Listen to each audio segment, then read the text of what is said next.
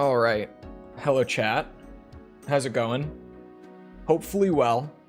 We're back, and we're continuing the Last Raven grind. We had, what was it? Like 3 half runs-ish to just fly through, get some of these last missions that we never got before. And that's about it. I mean, we'll have to check the hidden parts at the end and everything with the only good parts list, or part lists, plural lists, that I've been able to find. They're all for both, like Last Raven and Last Raven Portable. I have not found a good one that's just the PS2 version, so we're gonna have to do a little of our own research to determine whether or not we actually have everything, but it should be fine. Anyway, I think it's just time to boot it. Get back on the grind. I don't remember how far we were into like the last route, but I think we made good progress like around the end yesterday on the route we were on.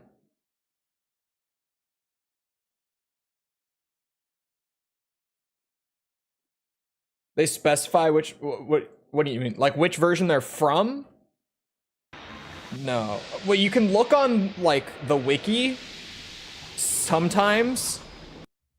Not every part will specify, at least from what I've seen on the wiki.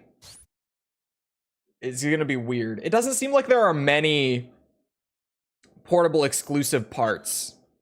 Because like looking at the list, I know that we only have a handful of missions left. And we have, hold on, all but like 2, 3, 4, 5, 6, 7, 8, 9, 10 parts. Why is it so, is it always that dark in the garage? Is it just me? Is that a dark garage? Maybe it is just me. I don't know. I swear it's way bright. Okay, anyway. Remember a GameFAQs guide that did? What? Not one that I've seen. Hold on. Oh, yeah, there. If you just saw that there's a GameFAQs guide called Hidden Parts Guide and it's like labeled for PSP, it's just a part guide and not a very good one. Sorry to the guy who made it. I already closed it, but it just kind of details what all the parts are and not like where to get them or anything. So it's a little rough. We're at 16 o'clock. God damn it, this hair. I did not put enough stuff in it, clearly. The mission that we're looking for, let me confirm. We should be looking for one at 19. This will be it, 1900, right? So yeah, that's what we're looking for. I wanted to be sure that was what I was doing. Okay. We're at 16 now. So we need to do this AC one. Easy, beautiful. This is an emergency request. We need help eliminating the AC named Vigilance. There's a big AC3 Silent Line and Last Raven one. Okay. Hold on. He has betrayed his loyalties to Alliance. Wherever that is, it's not on the Last Raven GameFAQs. Hold on. Man, why would I even search for that? Get to the Garage Desert and make sure the traitor is eliminated. It's possible that Evangel may get involved, so proceed with care. Man, where would I even look for that? Any mistakes on this mission. Do not let us down.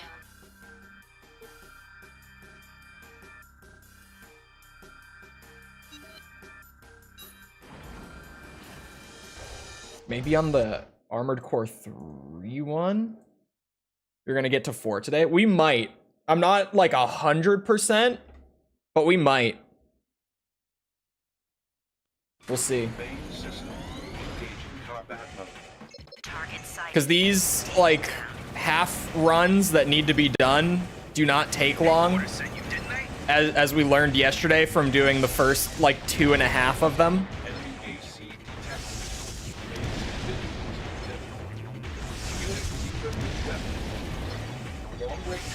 He is just bouncy enough to be a pain. Oh, yeah, there it is. It's named like Portable Guide. Yeah, but what game is it listed on GameFAQs? Because it's not on Last Raven. So where would I find it? Oh, fuck. Oh, God. Trying to keep my hair out of my face, man. This shit is deceptively long. You don't understand.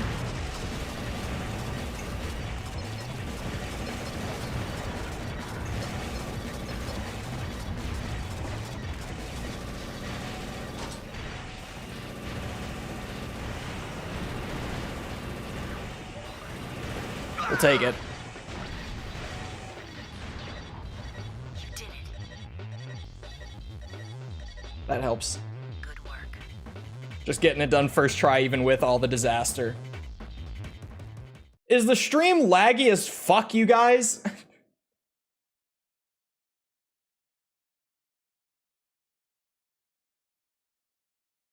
It looks like it.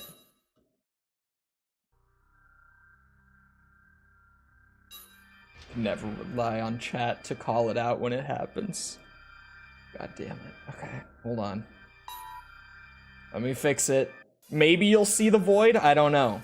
You might see into the void. Well, only one way to find out.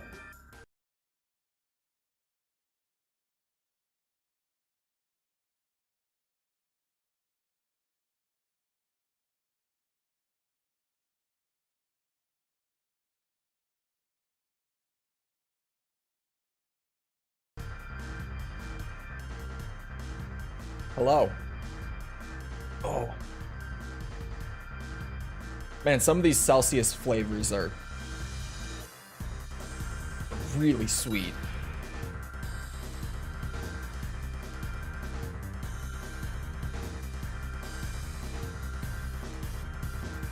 Can't tell if it's smooth or not glancing over at the laptop display. God damn it. I have to buy another 9-ball head. Don't I have to tune it too? Yep. I probably just had it split down the middle on defense. I'm assuming. Okay, everything else is good. When DMC? Like the... Like streams for DMC? They're just on hold now, or at least for the time being, because I'm trying to get some other stuff like finished so that I have room in the schedule. So I put DMC on pause because that was just like a for fun side thing. At 1800, secure the terminal area. This one. Of course. Okay, I see where it's listed, and I'm slightly upset.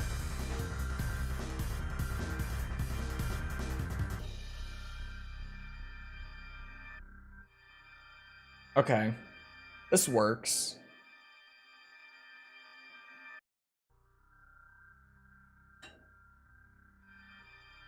Hold on.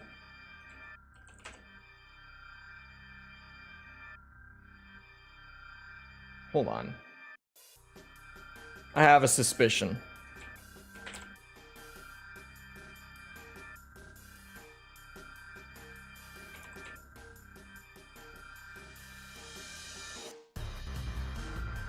I'm checking all the parts that I haven't gotten on the spreadsheet on this guide.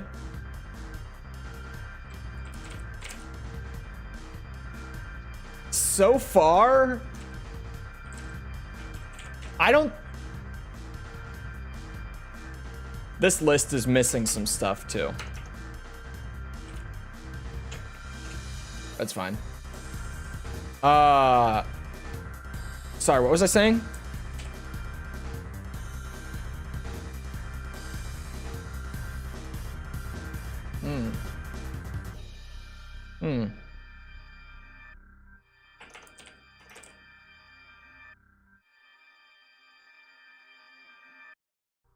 I don't... This list is missing a couple things. Make that another thing. But it looks like the spreadsheet might not have PSP parts on it after all. From what I'm like cross-referencing them, and the parts that it does have on there,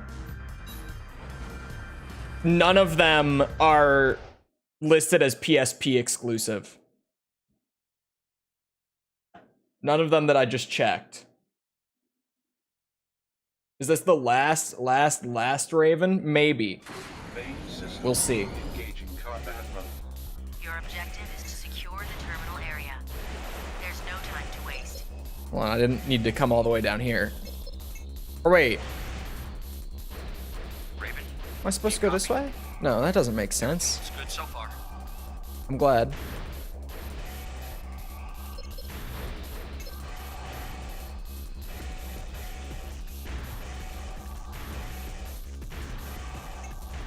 Raven, Am I dumb? Oh my god. There's another hole. I answered it. Don't worry about it. I found my own answers. There we go. The spreadsheet that I'm using might only be PS2. We'll see. We'll see when we actually get to the part where I have to check my parts. For now, I at the very least have missions to grind through to get more missions. So one thing at a time.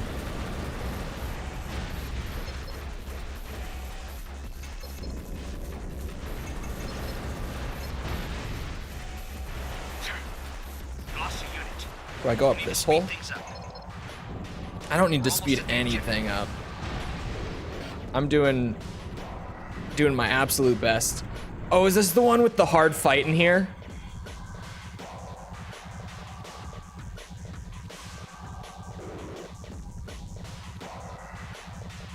It's about time. Yeah. You will not take control. This guy is a handful. And Mojo is probably my worst, like, AC versus AC build.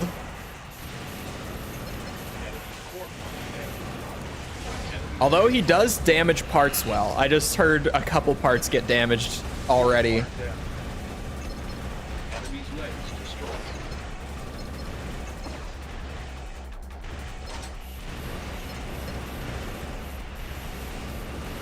I'll take this. This is good. This works for me. We are in a very good spot. I take back everything I said about you, Mojo. You were just the man for the job. You executed that He's almost perfect. flawlessly. Let's head out. There is always another hole. Mission objective achieved. System switched to normal mode. Hello, Ryden. Good work. God damn it.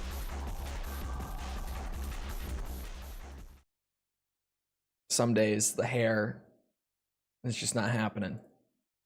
Just not gonna stay up.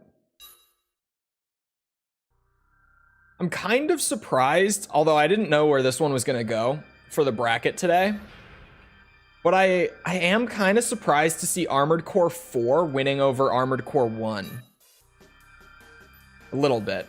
Not terribly surprised, but when I was trying to just predict it for the hell of it before stream started, I kind of thought that what's it? That AC1 would edge out AC4. This is the one we need to do. This mission request has been issued by Alliance. They need help defending one of their facilities from attack. Prevent the enemy units from destroying the ECM devices. That sounds easy. An unknown enemy force, possibly Vertex or one of their allies, has been spotted moving toward the Tartarus headquarters. Love that everyone in chat responded to that before I even had the chance to. This location is of great strategic importance. Everyone to just our knows. organization. We want you to defend it from what looks to be an imminent attack. Okay. The ECM devices in place at the site are critical to its defense. Do not let them be destroyed. Hey, as long as they don't jam me, we're gonna have a good time here, okay? That's all. No parts on this one. Just have to complete it. And then there's actually another mission we haven't gotten at 0 o'clock. A little later down the route. So we've got a couple more missions and then another new one. The ECM devices take priority. After this, that is. And then a reset. Try to keep all 4 of them intact. Including this, currently, we have 4 left to get. 4 missions that we have not gotten on the free mission list.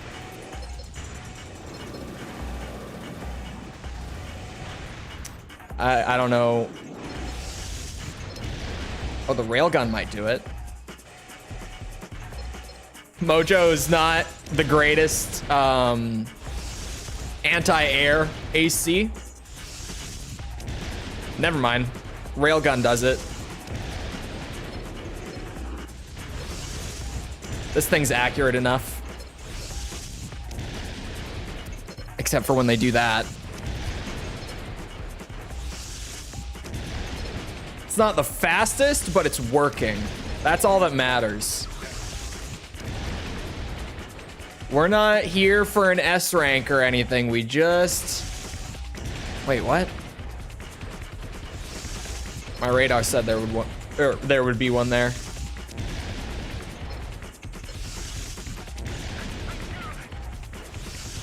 There's something on my ass. What is that? Oh, why? Why you guys?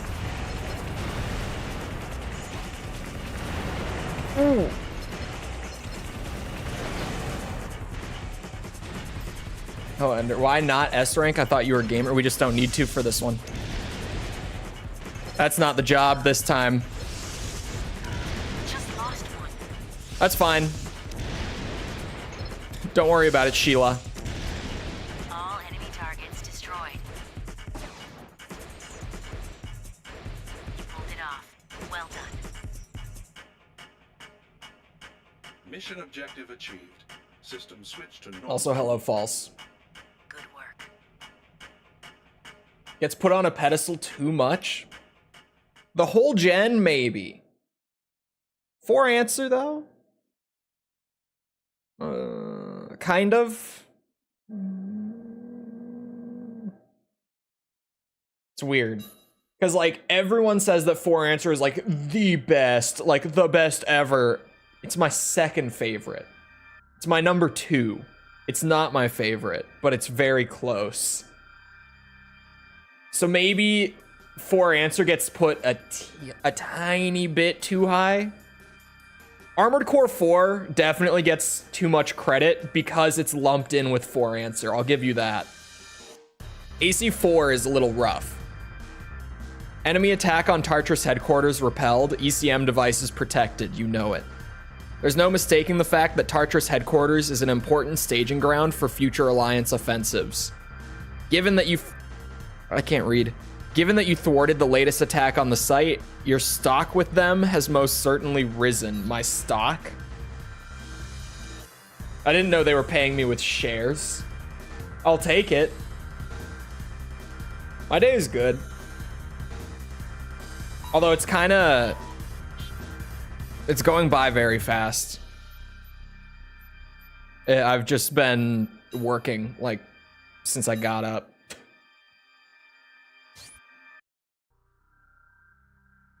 People try their hardest to love everything about it. Oh, it definitely, like, missiles, too strong.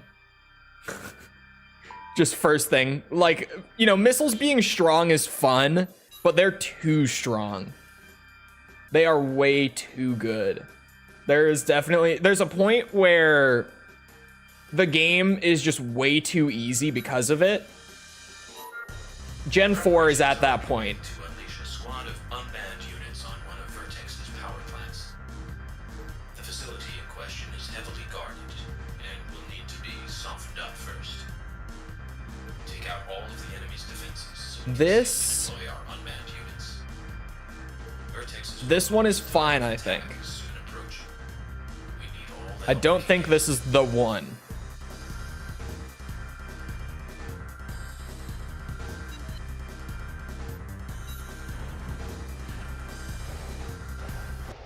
Fortunately, they didn't do Project Phantasma. Hey. I like Project Phantasma, okay? You chill out with that. Main system engaging combat mode. Eliminate all targets.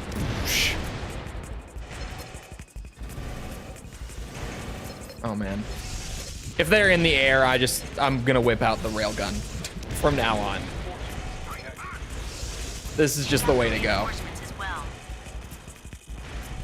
Or the reinforcement, the ones with the ECM. You guys, you bitches.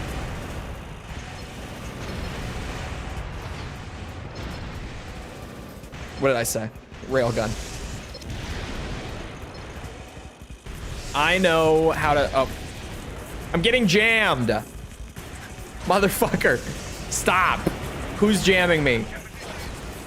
It's not that guy. It's not this guy. Where are they? There they are. Same spot, of course.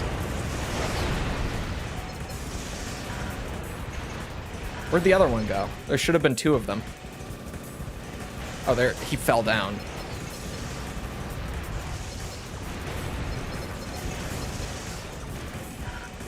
Mech go burr. Machine gun burr. Oh god. Holy sweet Jesus. That's a lot of lasers. And I don't have a whole lot of energy. Mojo's energy output. It's not one of his strong points. Oh my lord.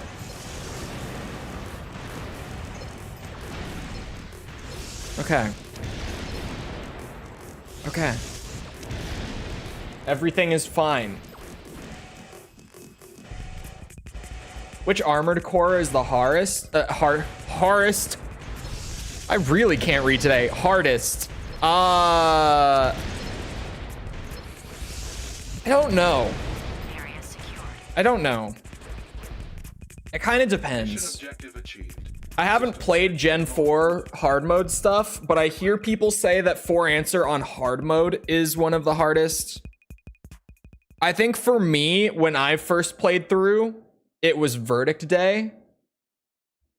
But generally people will say it's Last Raven. Generally people will say this game is the hardest one. But I think Last Raven, like 90% of the time, is a very average Armored Core game in terms of its difficulty. It just has moments where it like spikes up for a random mission and then it goes back to normal again. I don't think Last Raven is really that hard in total. It just has some of the hardest stuff from the series, if that makes sense. A few hours ago. Evangel is commander of Alliance. God Tactical fucking Unit damn this Forces. hair. It is completely unacceptable if he has defected just before the upcoming battle with Vertex. What is the mission, Lego? We've managed to narrow down a location where he might be hiding out. What are you talking You've about? been cleared to attack should you discover him there. Eliminate all who attempt to interfere with your mission. Harder than Elden Ring? No. No. Although... Wait. Pause.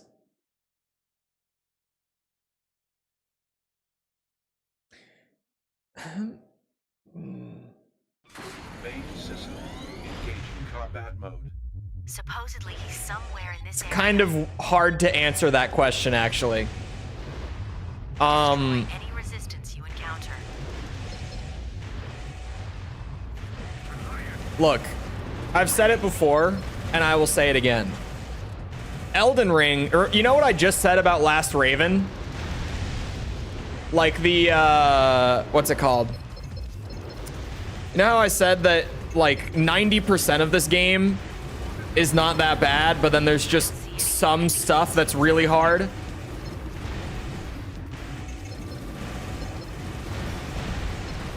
Elden Ring is like that.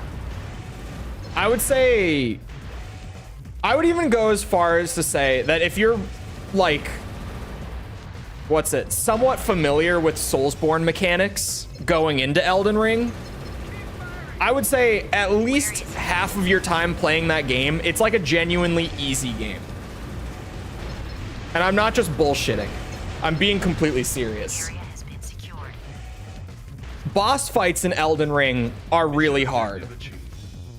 But everything else in Elden Ring ranges from like moderately difficult to easy, I would say. It's kind of weird.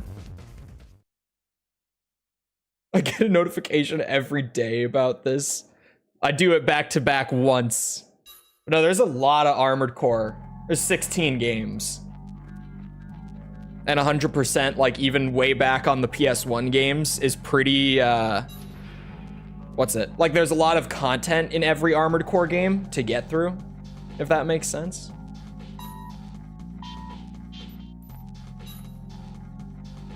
To the average person, I think Armored Core would be easier than Souls.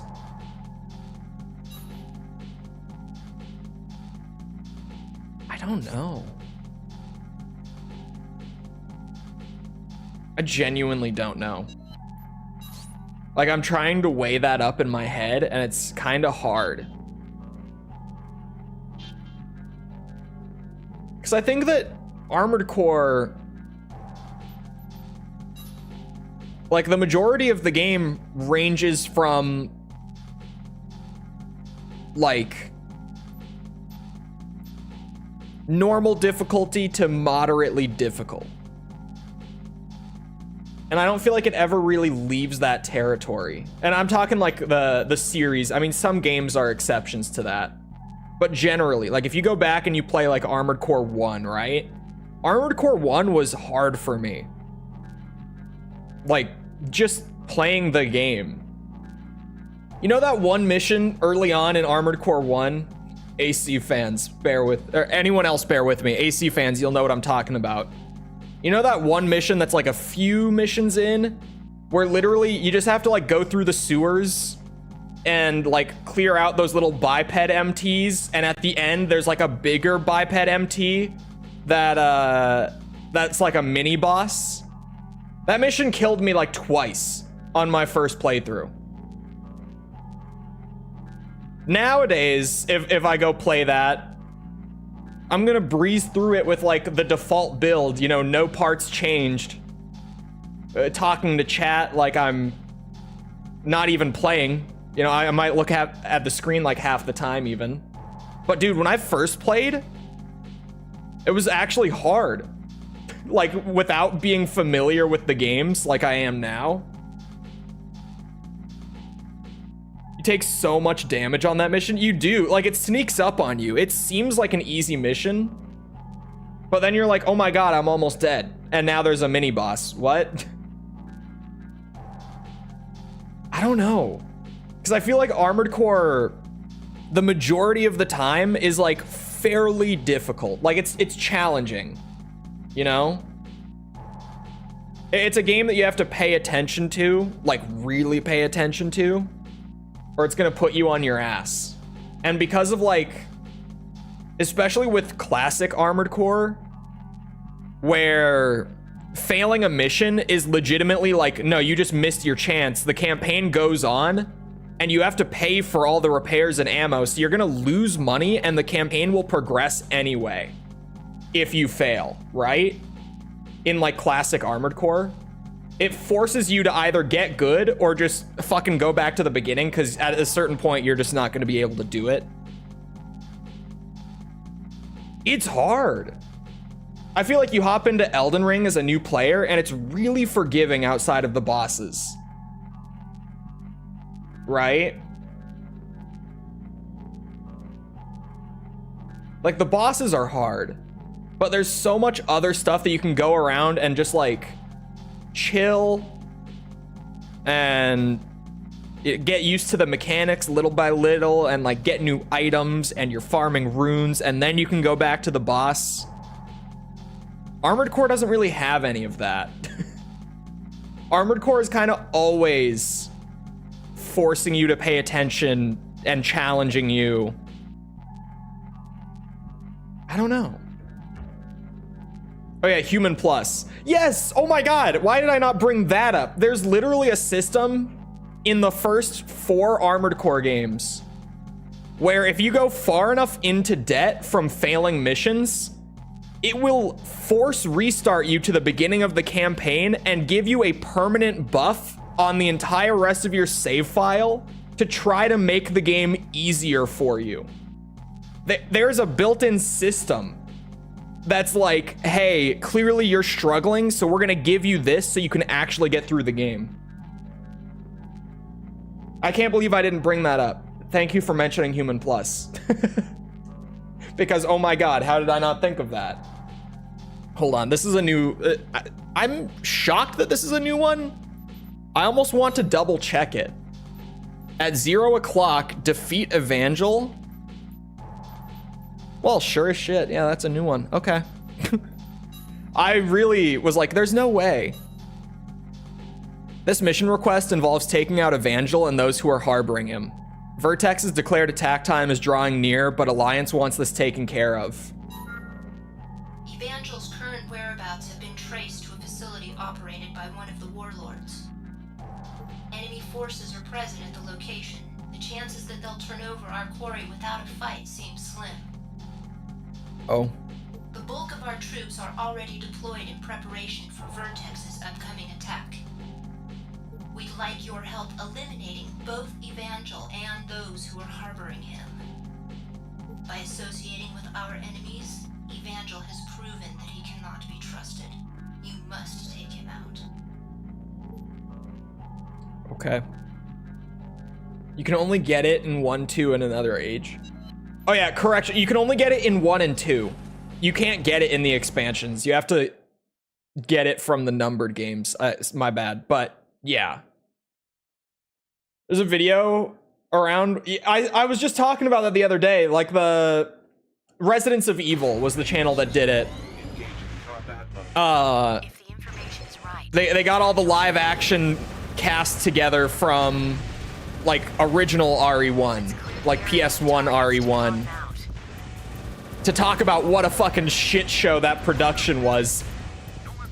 And it was a hilarious video to listen to because, oh my god, no wonder the voice acting in that game is the way it is, and like the live action scenes look like that, and it all just makes sense now. It all just really makes sense now after seeing that interview.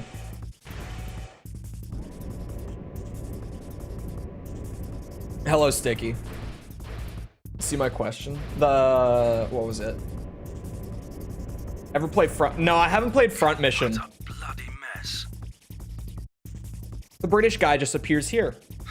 Many like you have tried to best me, but all failed. that's not Evangel. That is not Evangel. He's attacking. Take him. You're right. I thought I was gonna have to fight both, but I'll take this. Unless, did I just speak too soon? I feel like I might have just doomed myself with that statement.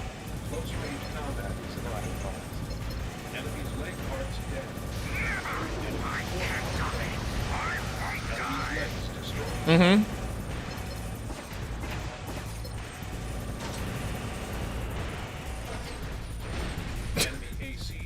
He died. It's over. How much you want to bet it's not? Where's Evangel?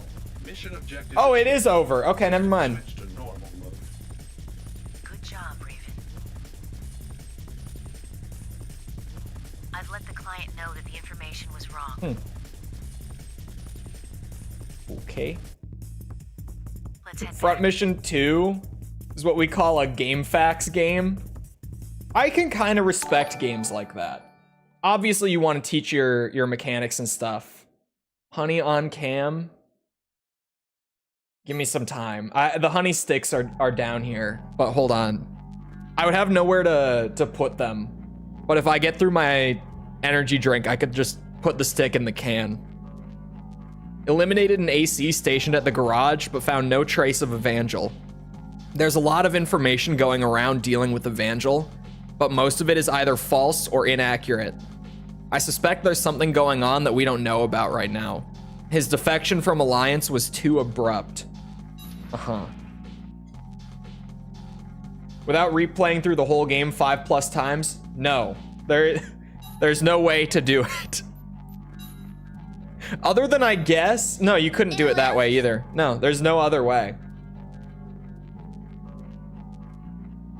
We are in the process of that right now, just cleaning up the last, like, 5 half playthroughs to get all the missions opened up.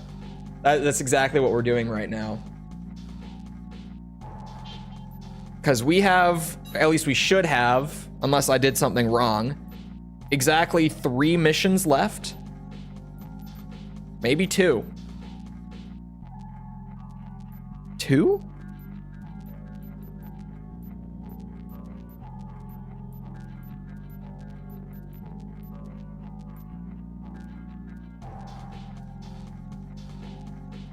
Hold on, at 2200, I've done destroy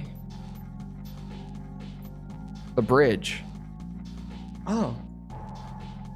Okay. We have 2 missions left. I thought we had 3. We should have 3. I somehow picked up an extra mission. We have 2 left. Both at 0 o'clock.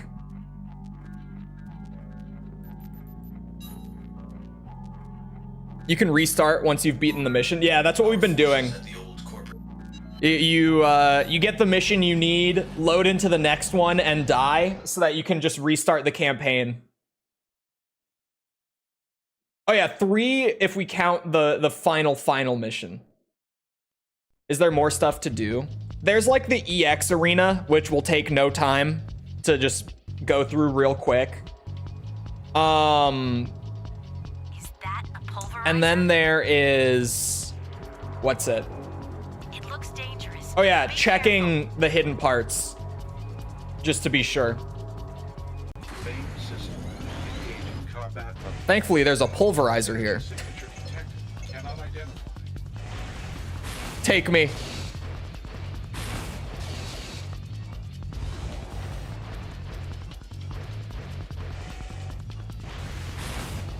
Leg parts down. Leg parts Watch down. your AP. Warning. AP He fucking broke my legs. I'm so pissed. danger. Back off. At 10%. I'm off to see Alien Romulus going to scare the wife. I've heard that it's actually good. I've heard the new Alien movie is supposed to be good. Like, I was kind of... I mean, it's a new Alien movie, so I was more than skeptical. But literally everyone that I know who's seen it is like, oh yeah, it kicks ass. So I might have to actually see it. I mean, I could wait. I could always wait. But I might go see it. I might make plans to go see it. My legs broke, but I still have them. I won't complain. I'll just keep it pushing.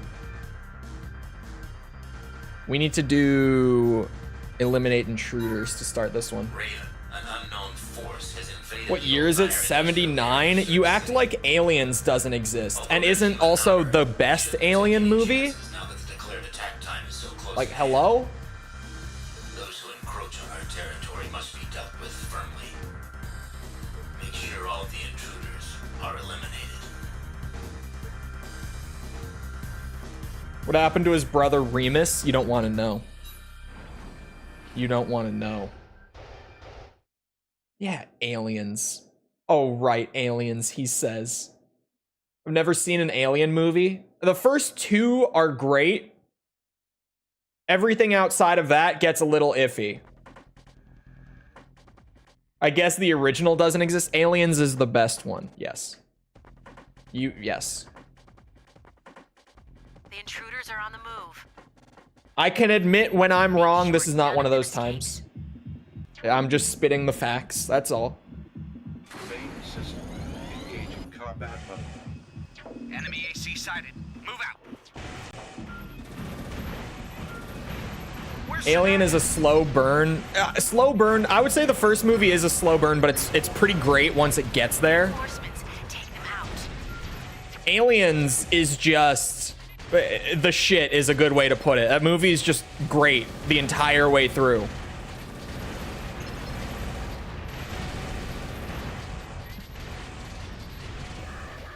Mission successful.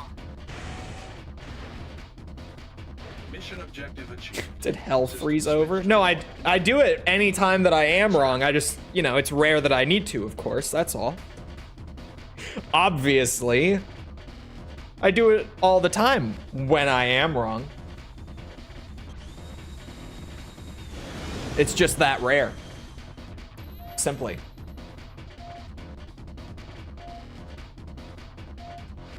Elise's favorite alien movie isn't Prometheus. It's so quiet. Romulus is like the original. Was here. Really?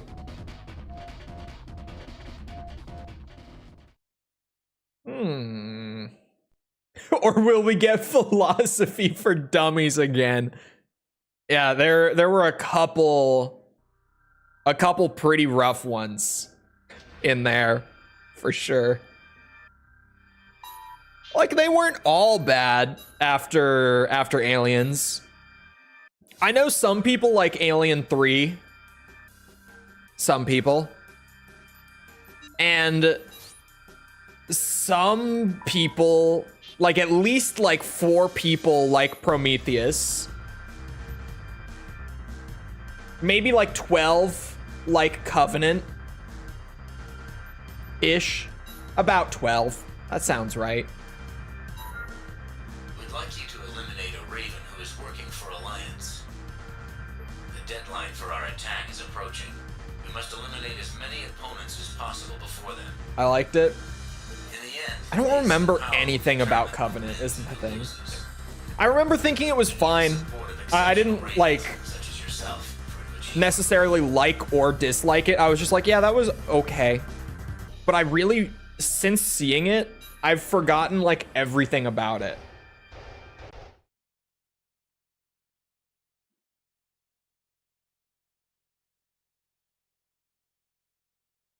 Is there a movie that takes place after Isolation? Nothing with like any of the characters from, I'm sure like chronologically, I honestly don't know, but I'm sure at least something does take place chronologically after it. But nothing that like actually follows up on the events of that game or anything. No.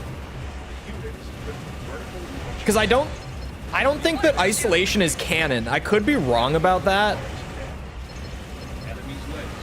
But I don't think it is.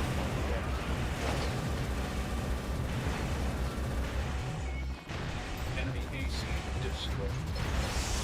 Take out our main targets. We're done here.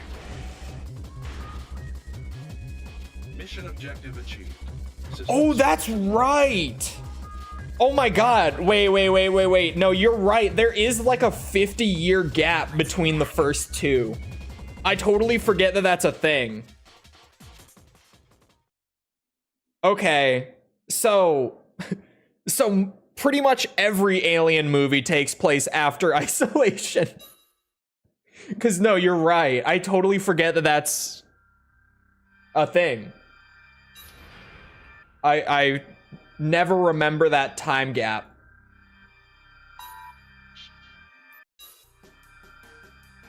Hold on. 1200. I'm trying to just fly through this. These are both the 2 missions that are remaining are at 0 o'clock. Oh, sorry. Prometheus is... Hold on. Camera's inverted. Prometheus is all the way over there. But most of them do take place after Isolation then, right? Wait, no. Was Covenant? I really don't remember. What even was Covenant? What? I saw it in theaters with friends. We all went, yeah, that was okay. And that's about what I remember of Covenant. What was, where? Timeline, where? Was it a follow-up directly to Prometheus? Because I vaguely remember it being a follow-up to Prometheus. Was it like a direct follow-up or just like an indirect? I really don't remember the plot of Alien Covenant. You will pay for your mistake. Chole has hair on his arms. Yes? Take out that AC. What did you think? I shaved my arm hair? Enemy AC detected. AC south. Have you seen my hands? Units. Long-range snipers. Avoid head-on attack. Is before the xenomorph became okay, so it was like way back then too then. Yeah, I genuinely, I remember nothing about that movie. Like, the more that I try to think about it, sitting here talking about Alien, the more that I'm like, did I even see it? Like, I'm starting to question myself. I'm being, I'm joking on that, to clarify. I know that I saw it. Like, I remember seeing it I need the backup. and thinking it was better than Prometheus. Not by a ton, but better. But I just really, I can't remember the movie. Granted, I only saw it when it came out, however long that was ago.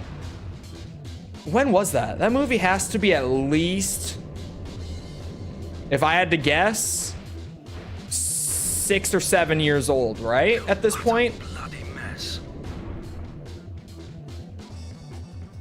I guess it's up to me now. Many like you have tried to best me. I don't think anyone cares about the lore. I like the lore. I like the alien lore. But I'm a big sci-fi lore nerd too. Right? Like, that's just kind of like, sit me down with some Mass Effect lore and my, like, nothing else matters anymore. There's only one thing I'm focused on in my life. Start telling me about the, what's it? I'm trying to think of like an obscure Mass Effect lore thing, but I can't come up with shit. I'll go with it. You know, you start reciting like the events of the Krogan rebellions, the Genophage, all that, and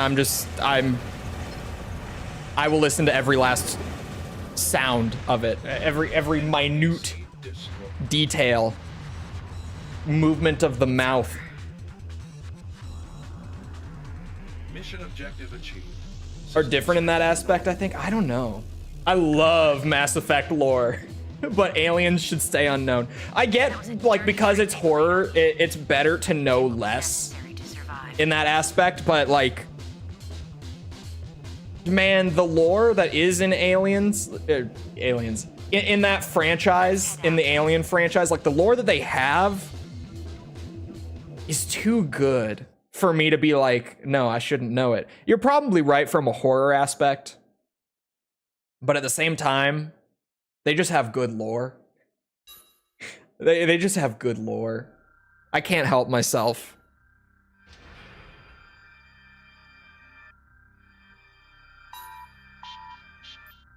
Like, I appreciate the simplicity of like the first movie and not really having that. Right? Like, it was just random ship, egg with a face hugger in it. Face hugger went to chest burster. Then alien was around, right? Like, the simplicity is nice. But I also just love all the... Man, how do you even describe it? Shat life into Earth by a black goo. Some of it gets a little out there, for sure. But I really like like especially what Aliens kind of did with them. In terms of being a sequel, Unidentified units are headed your way. because I think something that's underrated about Aliens, I don't know, maybe people talk about this. I'm not like big into it to the point where I'm like watching YouTube or like consuming content around the franchise outside of just watching the movies. So maybe people say this, but I personally feel like Aliens is such a good sequel because it understands that the first movie was a horror movie. But once you've kind of like defeated the monster and you've like started to answer some of those questions the way that they wanted to with Aliens, it's so much less scary once you understand more about it. Like once that mystery is gone, it's harder to do effective horror if you... Where the fuck is my railgun? Oh my god, I'm on bipeds. Took me a minute. Yeah, my legs got destroyed. Okay. This is a shit show. We'll make it work. Sorry, what was I yapping about? Oh yeah, they understood that like the horror was kind of taken away. And so they pivoted, right? They pivoted. It took me a goddamn minute to realize my legs were gone. Sorry. I was like, why is my railgun not working? Reinforcements. Get ready to intercept. I'm sorry, I don't even want to unpack what I just read about this character. But no, like that pivot with horror stuff, you can only do the horror for so long. At least it depends, right? It depends a lot. But with Alien, like I said, like once you've defeated the monster, it's hard to make the monster scary again. Because the audience, whether they're thinking about it consciously or subconsciously, like they know that the monster can be beaten. Like once you've beaten it once, you can't act like that never happened, because people will know. People, like we all saw it. So they pivoted into like upping the scale and the stakes of it. And I think they did it really well in Aliens with like, oh yeah, remember how fucking terrifying that one xenomorph was? Well, guess what? They have this whole like hive colony structure going on. And this planet is infested with them. Just absolutely coated with them. I think that pivot was great. What if you take the tools away that killed it the first time? I think you can do that. But even that, I don't know. Because I feel like in a somewhat similar vein to the Aliens pivot, Terminator kind of did the same thing, right? Where it's like, they wanted to do a sequel, but you can't make the same Terminator scary again. Because we've seen it get beaten by just two regular ass people. Clearly they're not that strong, right? So Terminator 2, what did they do? Turned the Terminator friendly, crazy twist, T-1000. Now that thing, that's a whole different beast. That thing's fucking scary. That, you know, little clunky robot, okay, kind of scary, but we beat it. That thing's freaky as shit. T2 did it great as well. What's more terrifying? A xenomorph or a necromorph or a flood form? If we're going lore-wise, flood form. If we're going just off of visuals, necromorph. If we're saying which one's my favorite,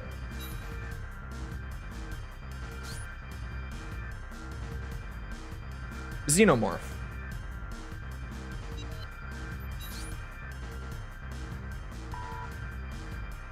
Just visually speaking, it's a necromorph, yeah, definitely. Okay, we need to fix Mojo. His head got destroyed too.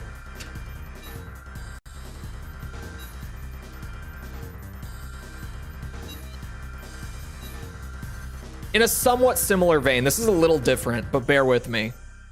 One of the franchises that I've probably bitched the most about on my stream before, and in general, just talking with people. One of the franchises that I've bitched about the most in like that sort of, once you've kind of answered the questions, you can't act like there's still like a mystery. This is specifically for mystery. This isn't as much horror.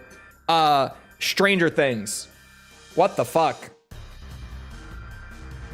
What the fuck, man?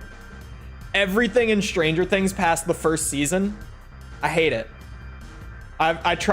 Granted, I never watched season 4. Disclaimer. But I stopped watching after the 3rd season. I really tried. I got through a whole 2 seasons of ugh. Still talking aliens? Kind of. It's expanded into broader concepts of fiction, which makes it sound way more intellectual than it is. I'm just talking about monsters and stuff. Necromorph activates the fight or flight. It really does. I'm not fighting that thing. I would agree. I'm not fighting the Xenomorph either. But that Necromorph is way freakier. You don't like the TX? I mean, I do. But in terms of like the intimidation factor, I think the T-1000 is where the Terminator franchise peaked for like making an actual scary Terminator. When I was a kid, actually, the T-1000 scared the fucking shit out of me because of that one scene where it like mimics John's mother and stabs his father like through the mouth, and it like comes out the back of his head and pins him to the wall. That scene scared the fucking shit out of me as a kid, man. Destroy other infrastructure elements to receive a bonus. Oh god, it's this one. And I brought Mojo. Oh.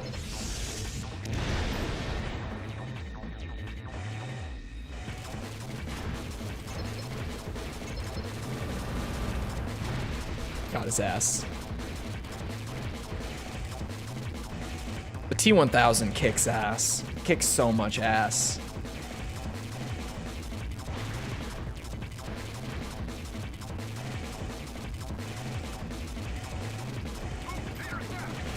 I'm sure the Necromorph is someone's I mean, they all are. Bro,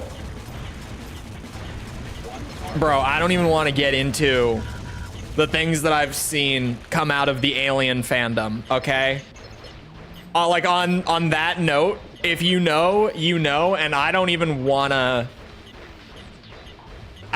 talk about it. If you've been on the internet enough, you know. I wish I didn't know, but I do.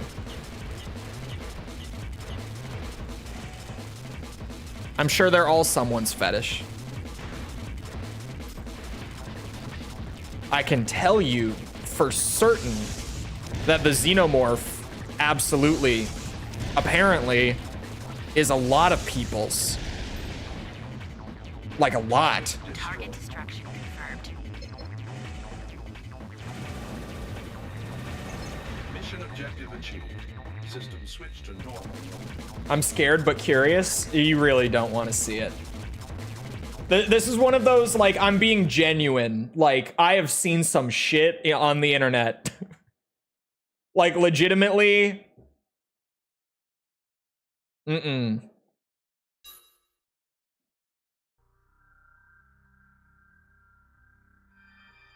really want to see it? No, you think you want to see it. This is one of those, it's one that I say it like this, and your morbid curiosity starts kicking in and you're like, oh, I want to see it. You don't. To the warlord who Do yourself a favor. Cirque City is Don't look into it. one of our strongholds. Although the soul Do not investigate. Just leave it. Leave it alone. You don't need to see this. action to go unpunished. Please head to the stronghold and prepare to intercept the convoy once it reaches the area. Don't let any of them escape. Because we're talking like, Multiple AC if you've been on the internet the transports, but long enough, priority is destruction. we're talking like Reddit 50-50 levels of like, I've seen some shit. Feel free to do All right, we're talking like that level. an AC unit is always Is 50-50 still around on Reddit? There's no way. Surely that thread doesn't exist anymore, right? Any Redditors in chat who can answer that? Is that thread still around? Surely they've taken it down by now. There's no fucking way. 50-50 died, I think. I honestly kind of hope so. Main system. Engaging combat mode. One of the AC escorts is already on scene. I genuinely kind of hope that it did get killed. As quickly as possible. Because that's like, it's one of those things where now, looking back on it, I'm like, man, Convoy is I should not, at like 14 years old, I should not have been on Reddit 50-50. arrived as well. I should not have seen the things that I saw at like 14. Stay alert. Enemy AC detected. AC menace identified. Unit equips carrying close-range combat is Oh, there's two of them. enemies leg parts dead. Oh, one of them's dead. Enemy AC That was good timing, actually. I tried to warn you. Old internet vibes. It is. I feel like it was one of the last, like, really, really old internet things. Assuming it is dead. I'm just going off the assumption that it is because someone said they think it is, and I can't imagine it's not. Mission failed. System switched to normal mode. Oh, the objective failed. Sorry, Raven. Please head back to base. I'm dumb. I can't believe that I just let that happen. It's talking about how hot. No, no, no. I've seen some shit with the xenomorph. Some real freaky shit. a convoy of transport vehicles. I can understand how fucked up it would be today. I think it's good that we've tamed it down. What is this 50 okay, if you weren't around, if you don't know 50-50, what it was a thing where you'd go on a Reddit thread and there were a bunch of them. Because you could post an image and then, like, spoiler it or, like, censor it, right? Like, you can still do that on Discord where you have to click on the thing to be able to see it, Get out as quickly right? The image doesn't load until you click into it, right? So you'd go on this Reddit thread and it would all, I'm trying to just think of the most basic shit to, like, embody it. It would all be stuff like, as escort has arrived a as cute puppy walks for the first time, or woman split in half when hit by a bus. And it wasn't like artwork of that. It was like an actual photo of a horrific accident where a woman died. And you'd click on the spoiler image and it was going to be one of those two things. You didn't know which one beforehand, but it was going to be one of those two when you clicked on to unveil the image.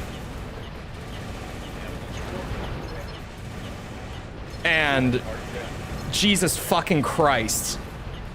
I seriously hope that thread is dead.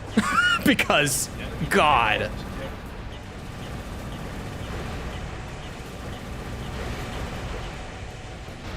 Enemy AC all enemy targets have been destroyed.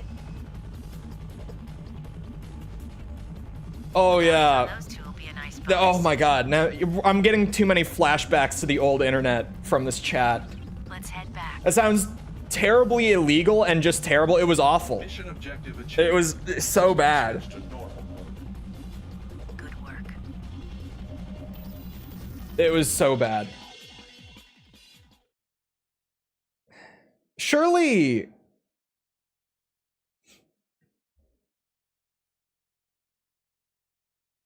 Hold on.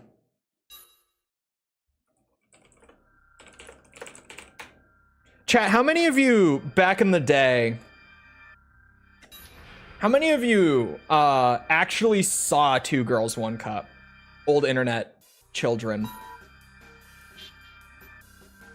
I feel like if you're my age or older, you probably have. Would be my guess. Saw it? Yeah, I don't think we need the old internet back. I don't think we need it back.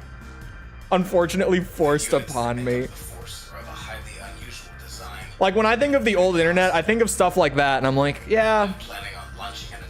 It was kind of fun to just like, you know, you'd find the craziest shit wherever you went. But I'm kind of glad that that's not what the internet is like when I browse it now.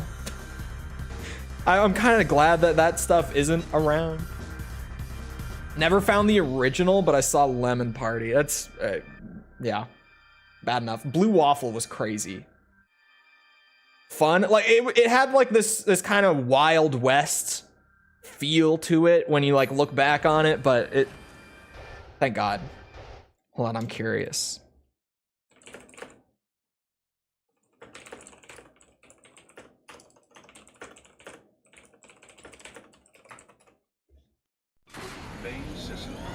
I'm gonna start asking False about old internet stuff. Appear to travel underground. False is a wild card with it.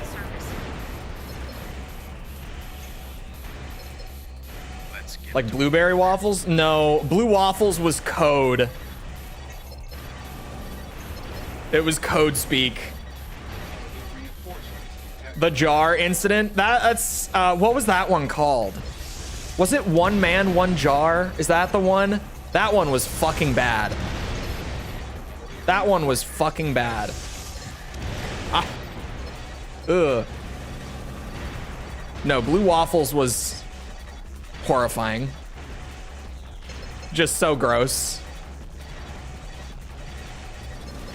Do not look up any of what I'm saying. I'm simply saying it to Leaving combat area. Aborting mission. Sorry, Raven. Reminisce. Base. Isn't it relatively new? Are we talking about the jar? Oh, wait, that's right. There's two jar things. Yeah, there's two jar things. Like on the pedestal of gross ass internet history. The pony jar, I think, is much more well known today. Oh, the pony one. Okay. That's a whole. I was talking about something else. See, I know at least someone knows what I'm talking about. Wizard knows. I also saw. Is that legit? Like, can we verify that it's actually the same guy? Because I kind of assumed it was just a random nonsense post. But is it legit? Let's get to work. The other one? The other one... I don't even like part of me wants to kind of give a vague description, but I feel like even a vague description gives you too much.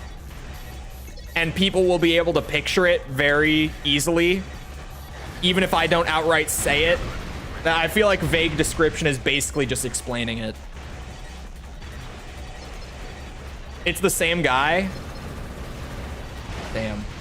Rest in peace, Jarman. I wish I never saw that. But rest in peace. Don't know why you posted that shit on the internet.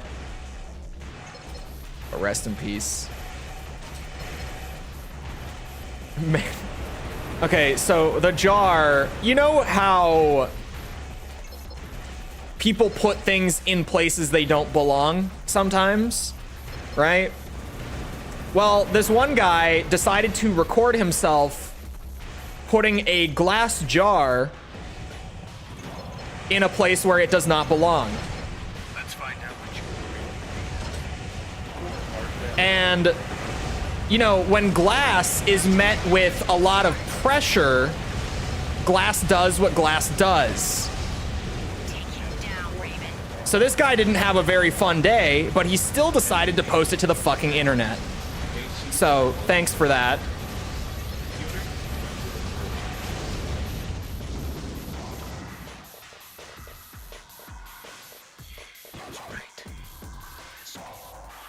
Door open? No. I mean, he did, but not just because the jar was like too big or anything. A happy ending. He's gone. Chat. Objective achieved.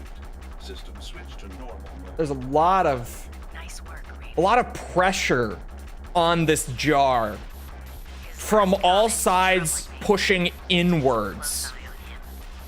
In a scenario like that, what does glass do? A lot of pressure, all caving in towards the center. It's glass.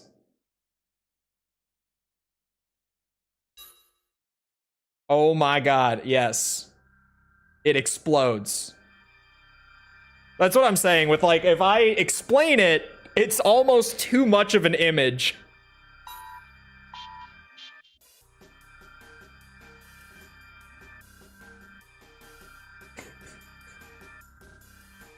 But there's a video on YouTube where a guy shaves his butthole. The Nair video. Yeah, there's still some stuff like that where you, especially with YouTube, you get like the education loophole on YouTube. That guy is crazy.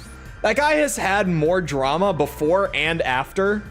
I actually just recently like watched a like deep dive into that guy's digital footprint. The Nair Cream guy. And that, like, it's not his first incident like this. It's also not his last. He's done some shit since then. That's not as insane, but still is like, what are you doing? I was about to read this, but we've already done this one. We're fine. We're speed running. Trying to eat breakfast. Oh, I guess. Okay, if you're West Coast, then maybe. But even then, it's 12:15. Combat mode. Locate and destroy all AC. Rip monetization? No, I didn't say anything. There are a total of 4 units. Eliminate them before more defenses are deployed.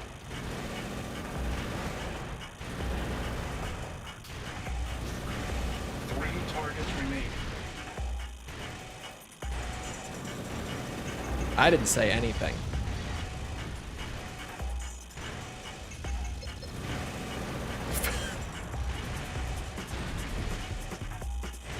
Sorry, that one was crazy. 2 targets remain.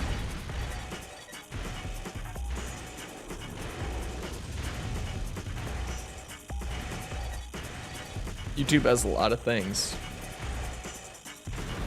1 target remains. A lot of education, for sure.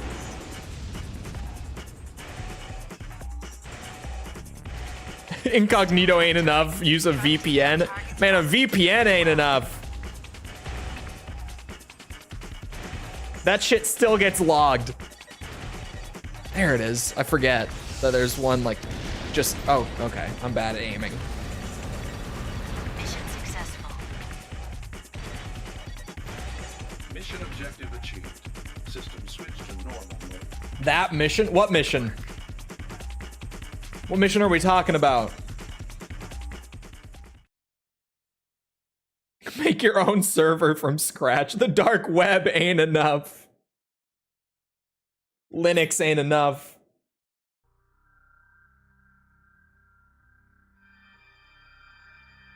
Forgot some of the stuff, so if you guys know what would be a good combo for like build stuff. It's not the greatest combo, Are we talking PvP or just like for fun, for missions and AC, like NPC fights and stuff? We need to shut down energy plant. We want you to help us put one of Vertex's main If we're talking PvE stuff, just for fun, really fun combo, in my opinion, I always bring this one up. A lot of people already know where I'm going.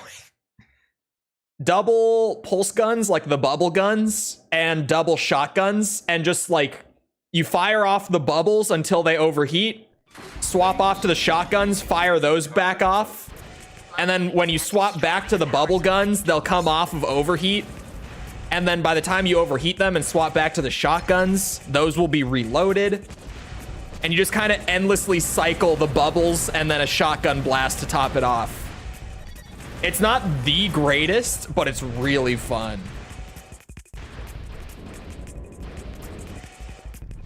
What happens if you put Nair on your... Well, no, apparently the Nair cream... Look, I didn't know what Nair was before this. Like, before the whole Nair cream video thing. I had never heard of it before. But I learned about it through this whole thing. And literally what it does is, like, its chemical composition is made to just burn off your hair. And it can be a little, like, you have to use it pretty carefully, because if you don't, you'll get like legit chemical burns. So like, for putting it in such a sensitive area, an educational video is probably honestly a good idea. But did you have to show all that? Like, did I really have to see all that? Like, all of it? I don't know. I don't know if I had to see everything.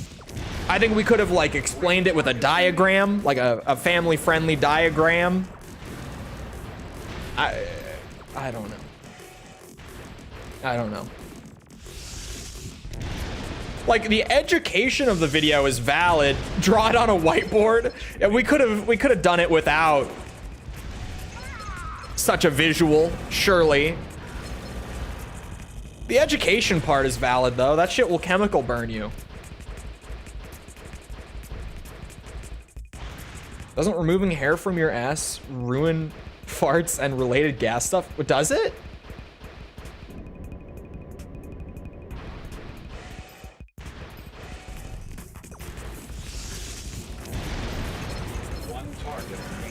Did I just pass it? I did. It took my brain a second to catch up. Disabled. Clear out.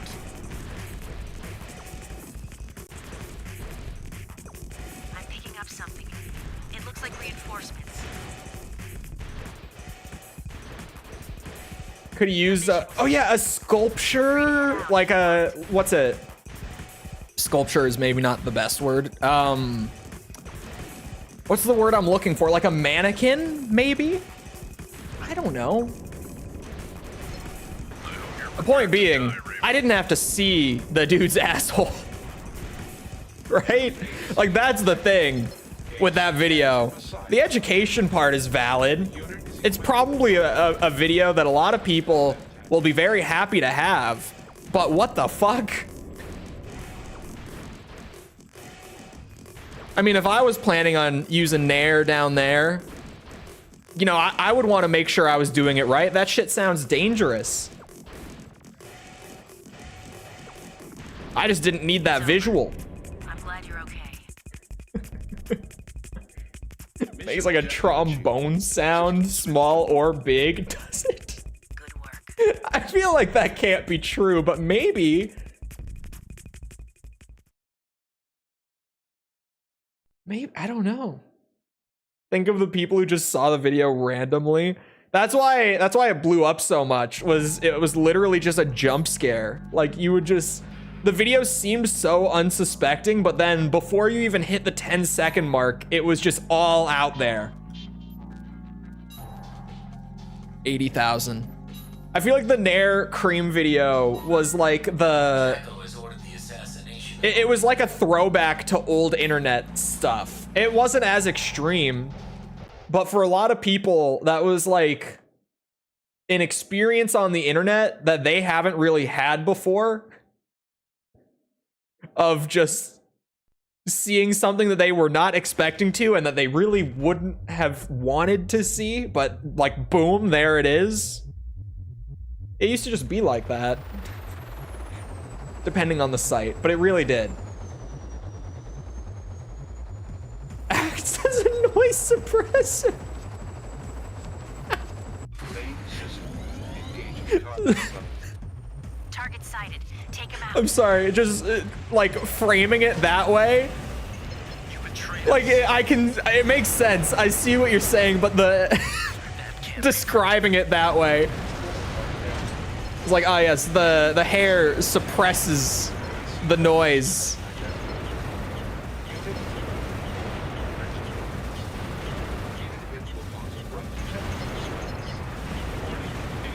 I'm gonna die. This generator burn was bad. Oh my god. Yeah, that was a run for sure. This can't be.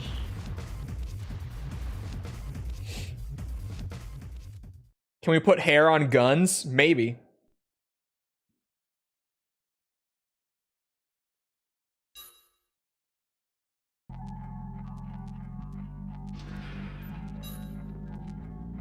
Be sure to like the stream. On second thought, don't. I wouldn't really want someone to stumble upon this VOD and be absolutely traumatized by the conversations we're having. Jacko is I would say that this is not normal, but that would make me a liar. I mean, it's not exactly this subject matter often, but no, this feels like about on par in terms of just craziness for typical stream yapping. Whenever there's something like this that's just kind of like mindless grinding, Target sighted. Take him out. and I'm distracted enough to where I just start talking about random shit, we normally end up somewhere like this. This is what happens when you just, you know, let the brain go wild. In the brain, out the mouth sort of thing for an hour or so. That we always get here.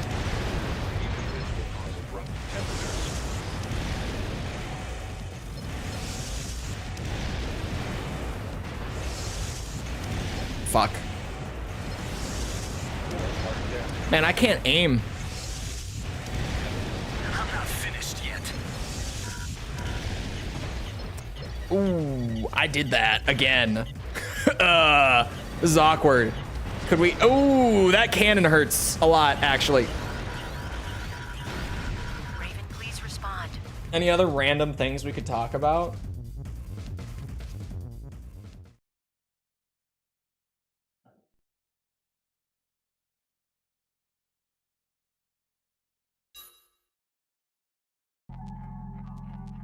It's hard for me to dig up something. Normally when I yap about random shit, it's like the assassination of a stuff that I was just thinking about recently, like off stream, that then I can just randomly pull to, but I've been grinding on video stuff. So everything I have been thinking about for the last few days is all like secret for now. Oh, but the Resident Evil video comes out tomorrow. Combat mode. Target The sighted. first of Take that him out. series comes out tomorrow. You betrayed us. And you guys get this, right? You get this. That can't be forgiven. Listen, because you're not going to believe it. It's less than 30 minutes. I know. It's crazy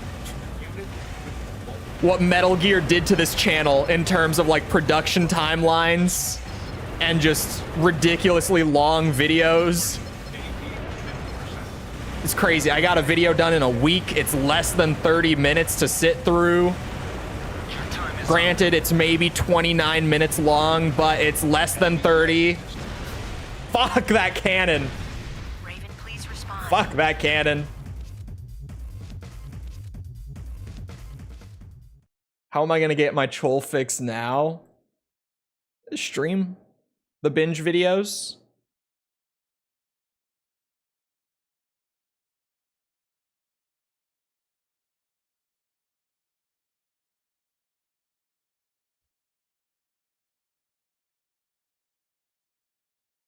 I'm sorry, I just did this thing that I do on occasion where I like open up the comments randomly. Where are my Ace Combat fans in chat? Raise your hand.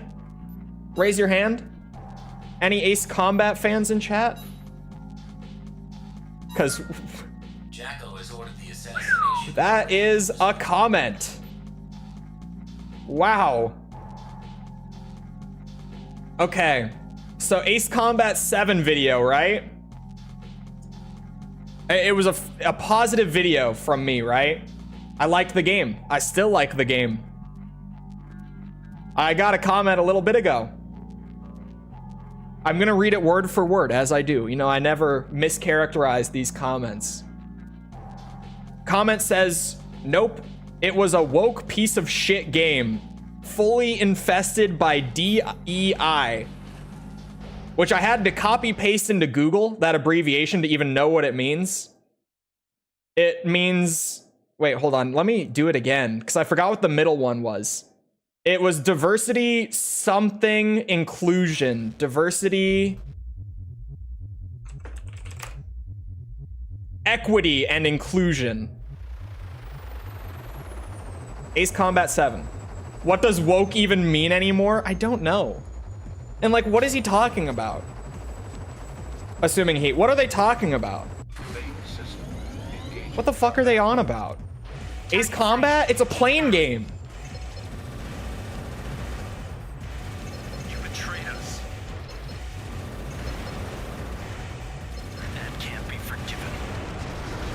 You fly jets? You shoot other jets? What the fuck is he talking about?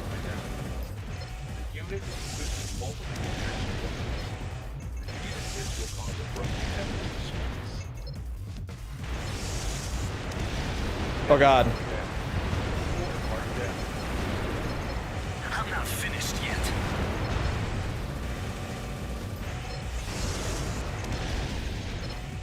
Female pilot basically, that's legit like the only thing I can think of. Is that there's like a couple of female pilots in the game, but that's like every Ace Combat game. Going back to like Ace Combat 2, one of your wingmen is a woman for the first time, and there's at least like one per game, I feel like. Not maybe literally, but like generally speaking. There's one in almost every Ace Combat game. There's like a female, like a main female character. Like, what? It's so odd. He made it sound like you were the traitor. Ace Combat is centrist, is it not? Yeah, I would say it's relatively centrist. Yeah.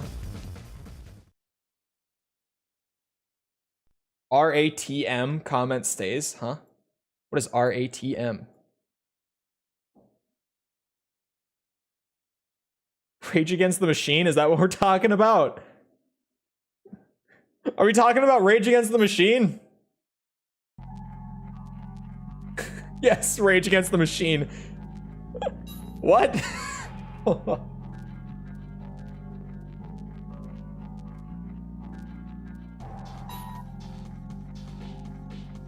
Head destroyed again?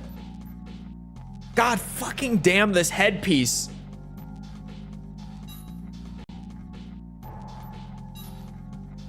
Oh, people bitch about Rage Against the Machine becoming political recently? They do?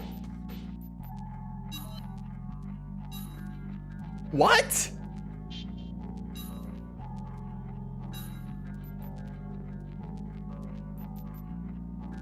How could you possibly... Sorry, this is like a whole thing for me. What?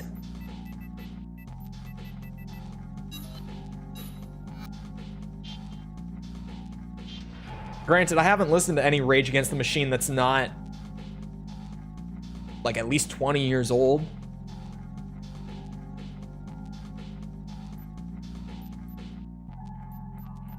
But, huh.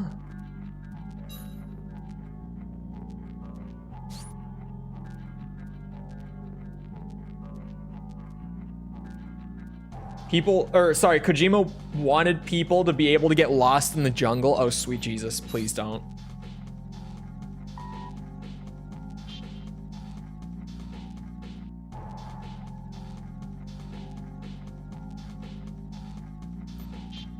I think someone in the group liked Trump or something, called him like punk and anti-system. I mean, I guess he kind of.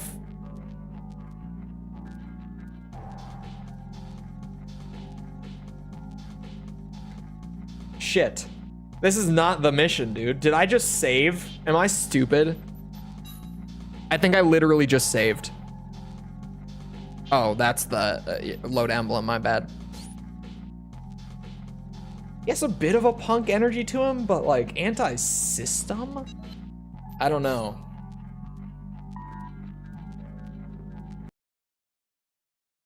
I would disagree on anti-system, but I think I literally just saved. God fucking damn it.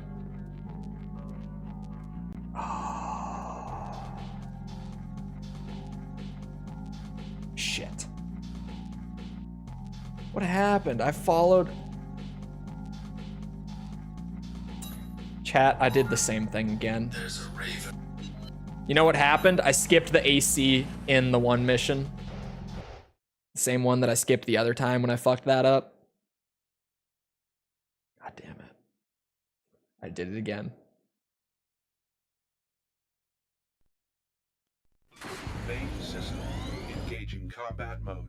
Destroy the enemy AC. I don't know how you could like be anti-system while also signing an executive order to keep Guantanamo Bay open indefinitely. That doesn't make sense. Like the numbers don't add up to me, but What's going on? Enemy AC detected. AC Banshee. pretending to be against the system whilst also being a component. I mean, that's just kind of always. Range combat is to be Well, that's how a lot of them have generally been warning. in the punk scene. 50%. And I like punk, for the record, a lot, but that's just kind of how it tends to be, yeah.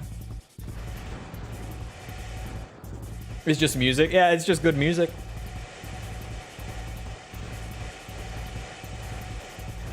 Is this guy okay?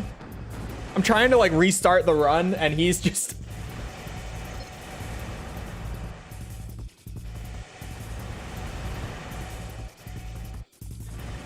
Danger. AC at 10%. Raven, come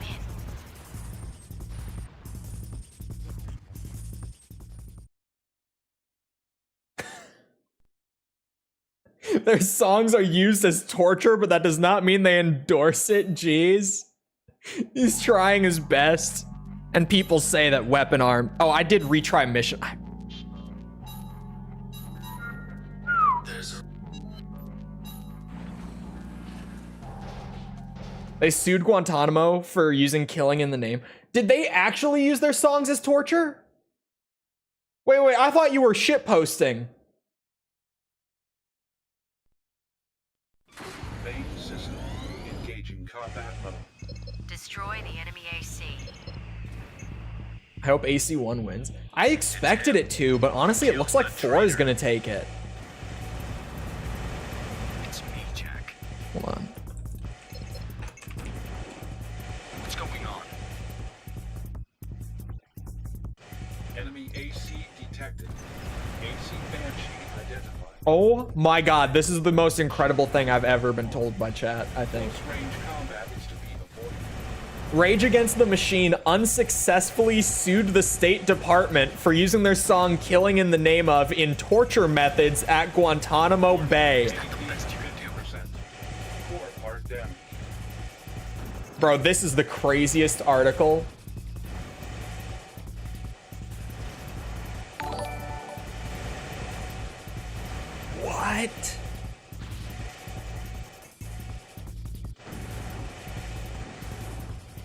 Juan, thank you for the sub. Appreciate it. They lost the lawsuit, which is where I'm like, how do you...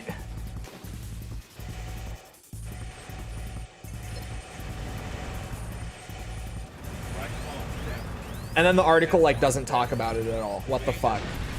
No, this can't be. What? They headlined it and then they just did like this whole thing talking about the song and nothing else.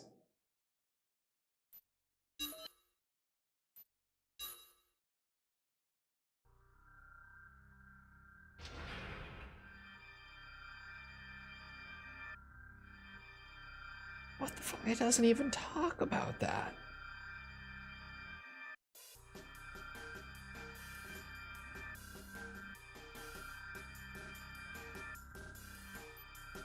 It doesn't even talk. Okay. That article fucking sucked, and now I didn't learn anything more other than just they lost the lawsuit.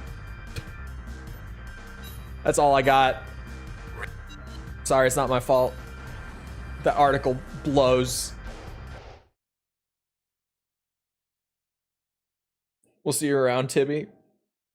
How do you lose a lawsuit like that? Oh, I guess.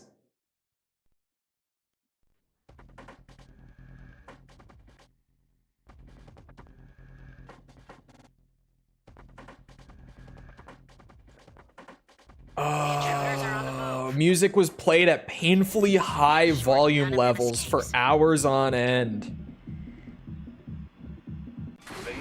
Youch. Engaging combat mode. Enemy AC sighted. Move out. Where's Sinai?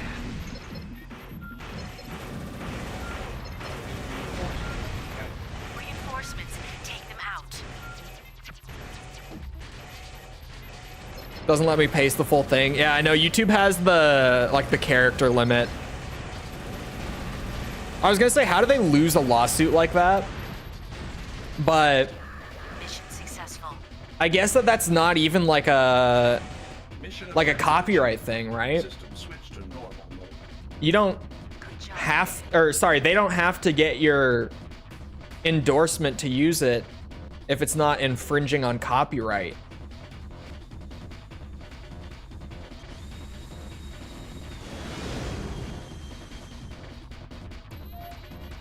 That's kind of crazy though. When you sue the US military, you don't have much chance. It's also true. Because, you know, anytime you sue the state, you have to go through the state court system to do that. It's kind of, yeah.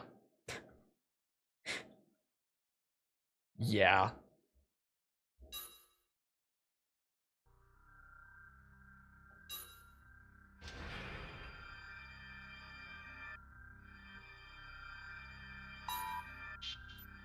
Hold on, 10 o'clock, 64K. I can't believe I fucked this same thing up twice. 2 different runs at the very least. It wasn't like I did it back to back. But I can't believe it's like the same optional fight in the same mission that screwed me again.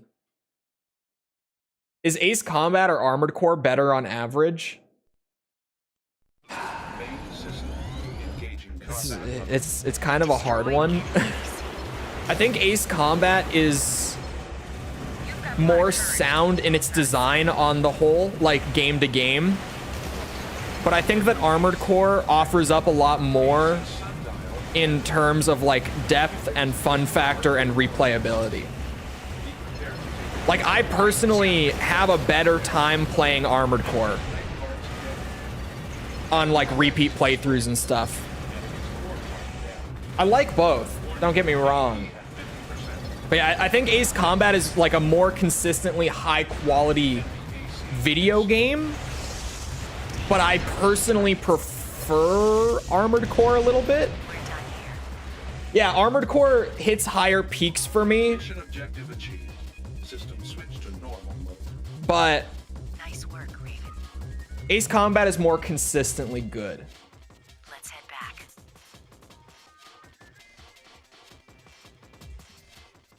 But Ace Combat 7 is woke garbage. So other than that, sorry, I can't get over that comment. What? I'm just so like, my YouTube is muted, right?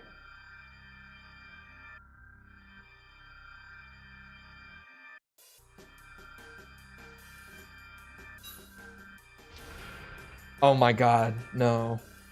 This is brain rot. This is a brain rot. This is a brain rot channel.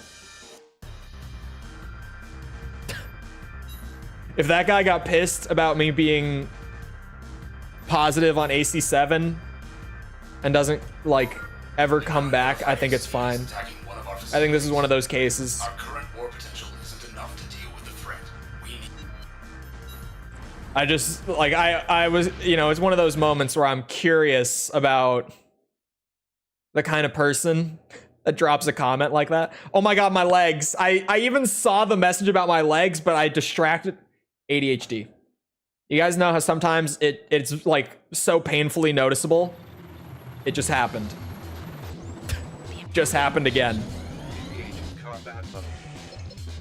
Sorry. Like sometimes I get curious because YouTube dashboard, you know, I can just click on the name and see like what kind of person, like what kind of individual am I looking at here? And that one was, yeah. There just a plethora of videos. You guys know the Sweet Baby Inc. thing from earlier this year? I talked about it a lot back when it went down, and how absolutely brain rotted that whole controversy was. Channel just had a shit ton of videos about like studios that have worked with Sweet Baby Inc. to boycott.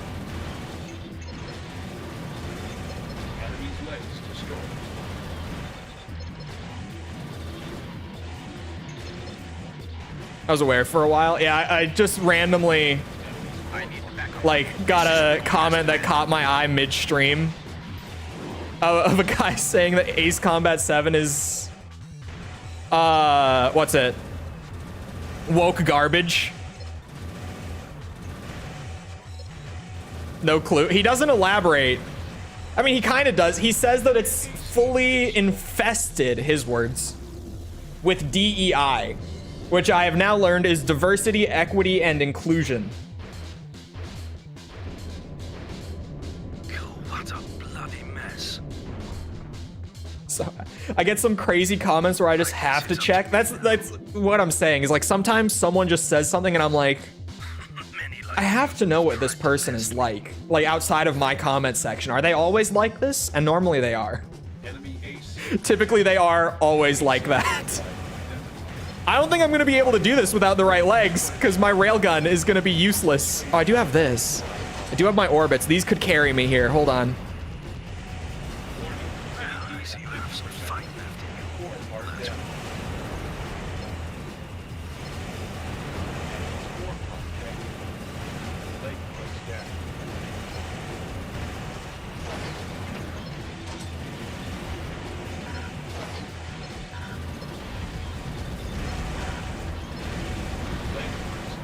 Oh, broke these legs too. All right, exceed orbits. Do your thing.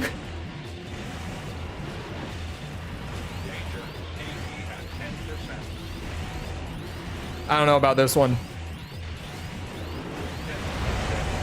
Yeah, okay. No, this can't be. The Quinn controversy? The Quinn controversy. What was the Quinn one? It sounds familiar. This is a turn speed moment. Also, not having my railgun for that mission. You just need ammo for this mission. Like more than really anything else. You just need ammo here.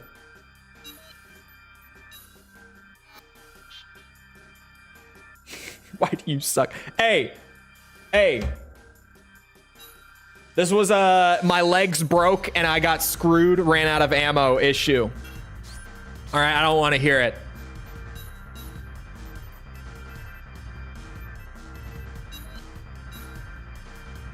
Gamergate 1? Was it? Yes. Okay, yeah, that is. Yeah, I remember that. An unidentified AC is...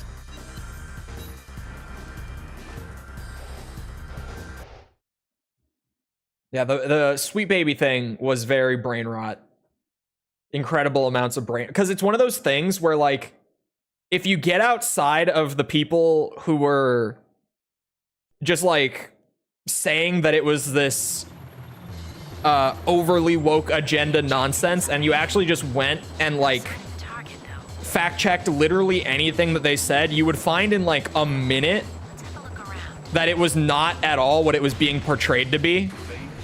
And to be fair, because I also said, like, there were Sweet Baby Inc. employees on like Twitter and stuff in response to the whole thing that just had awful responses to the entire thing.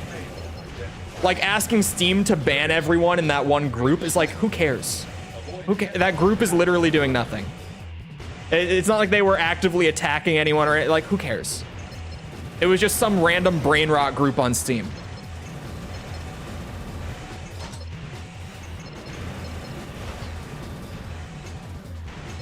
But yeah, that whole thing was crazy.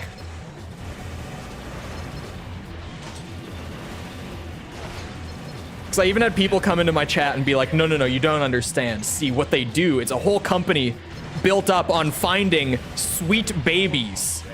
And what that means is that they look for games where they can force their agenda into them easily. And I'm like, what the fuck are you talking about? I'm like, this is a consulting company. What are you talking about? It was crazy. The amount of brain rot around that whole situation.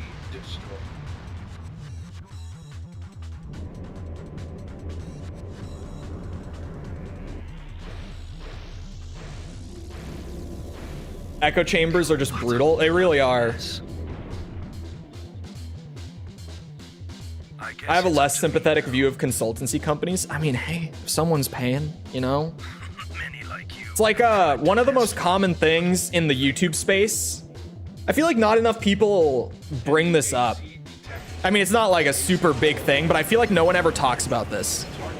One of the biggest things that like YouTubers do once they retire their own channel, like successful YouTube creators, when they retire from doing their own videos and stuff, is they just go into consultancy.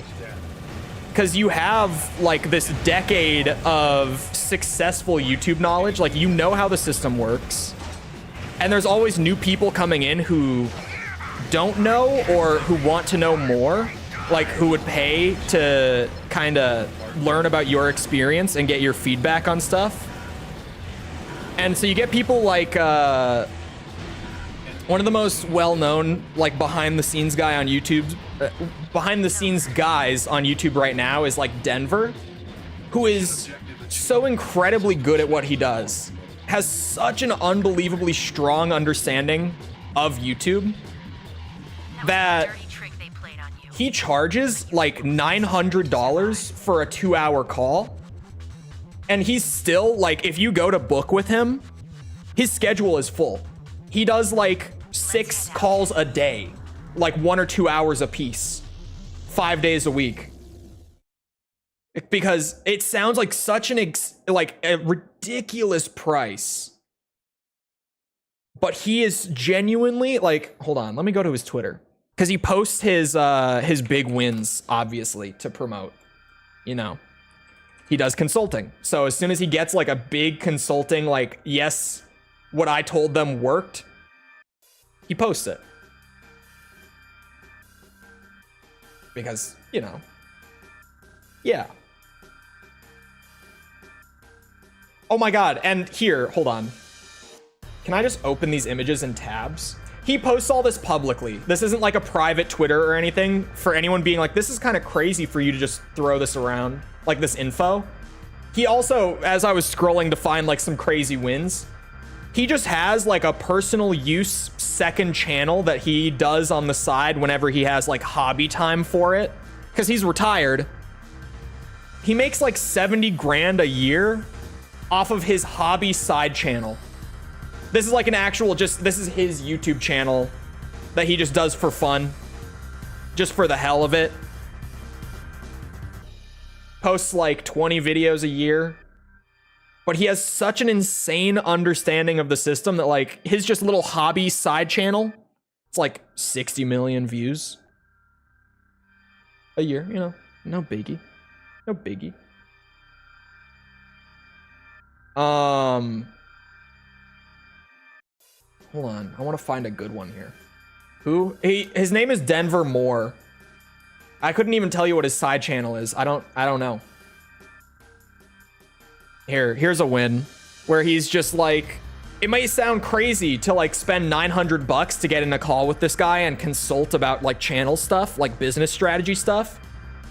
But this is a guy who really knows his shit. So when you get wins working with him, you're getting like videos that hit a million views in a week, have a 7% click-through rate.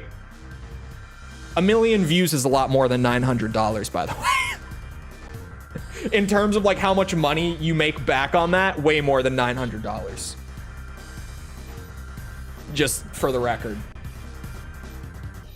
Because I know that those calls sound ridiculously expensive. And like I wouldn't pay for them right now.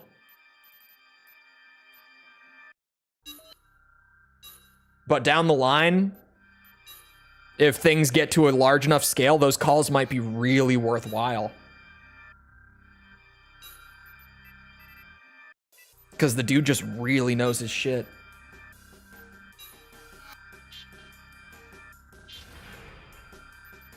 Point being, like that's the sort of thing that most YouTubers do when they retire, is they go into consulting.